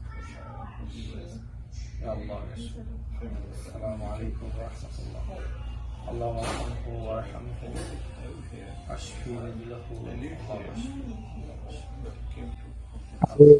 কাছে কিছুটা রুকিয়া করেছি, ঝাড়ফু যেটাকে বলা হয়, এটা করছিলাম এবং তাকে স্টিমুলেশন দিয়েছি, কিন্তু সে আমার কাজে সাড়া দেয়নি। তাহলে এই ধরনের রোগী জীবিত ব্যক্তির জন্য, জীবিত কিন্তু তার হুঁশ নেই, ফিরিয়ে দিতে হবে না। যিনি বয়সের বাড়ে দেহ মনের চরম অবনতির পর্যায়ে পৌঁছে গেছেন, তাকে হাদিসের ভাষায় বলা হয় আল খারিফা অথবা খারাফ। আবু দাউদ, সুনান আবু দাউদে হাদিসটা এসেছে যে আল খারাফ, তার মানে এটার মানে হচ্ছে যে ফাসাদুল আকল মিনাল কিবার, যে বয়স বাড়ার সাথে সাথে তার যে আকল রয়েছে, হুঁশ চলে গেছে, বিবেক এবং বুদ্ধি লোপ পেয়েছে, এমন ব্যক্তির উপরে সে মোকাল্লাফ নয়, নামাজও নাই, রোজাও নাই। নামাজ রোজার দায়িত্ব থেকে যেহেতু অব্যাহতি পেয়েছেন, সুতরাং তার উপরে কোনো কাফফারা আদায় করা আবশ্যক নয়, কারণ সে মোকাল্লাফ নয়, শরিয়া দায়িত্বপ্রাপ্ত নয়। এর শর্ত হচ্ছে তাকে আকল নিতে হবে। তো সুতরাং এর জন্য ফিদিয়া দিয়ে কোনো লাভ নাই। তো এটার জন্য যদি খাওয়াতে মন চায়, সেটা সাদাকা করতে পারেন। ফিদিয়া করলেও সেটা ফিদিয়া হিসাবে হবে না, যেহেতু এটা ইসলামের বিধান। এটা এমনি সাদাকা করতে পারেন ফি সাবিলিল্লাহ, যে এটা ইচ্ছা, কিন্তু এটাও জন্য করতে হবে না রোজা উপলক্ষে। জানতে হবে যে রোজার মাসে দান করলে এটা আলাদা করে কোনো ফজিলত নাই, কোনো ইবাদত সেটি রোজাতেই করেন আর রোজার বাইরে করেন, সেটা তো আল্লাহ তাবারক ওয়া তাআলা চাইলে এই ইবাদতের ইহসান সম্পর্কে আপনাকে অনেক মাত্রায় বাড়িয়ে দেবে। যে কোনো ইবাদত বহুগুণকে বৃদ্ধি করবে, কিন্তু রোজাতে করলে 70 গুণ 100 গুণ এই ধরনের কোনো শরীয়ী কোনো হাদিস নেই। আরেকটি হচ্ছে যে রোজার মাসের সাথে জাকাতের কোনো সম্পর্ক নেই, এটি সম্পূর্ণ একটি ভিন্ন, একটি স্বতন্ত্র ইবাদত। এটাকে ওইভাবেই বিবেচনা করতে হবে। রোজার মাসে মানুষের মন থাকে, এই কারণে অনেকে জাকাত দান করেন এবং দান খয়রাত করেন, এটা ভালো, কিন্তু এর মানে এই না যে এটার আলাদা কোনো বৈশিষ্ট্য কিংবা উপকারিতা রয়েছে। আশা করি বুঝতে পেরেছেন। তো আজকে আমাদের এখানেই, ইনশাআল্লাহ পরে আবার আপনাদের সাথে দেখা হবে। ওয়া আখিরু দাওয়ানা আলহামদুলিল্লাহি রাব্বিল আলামিন। Subscribe to our YouTube channel, Know Tawhid First, and press the bell icon to get new video notifications.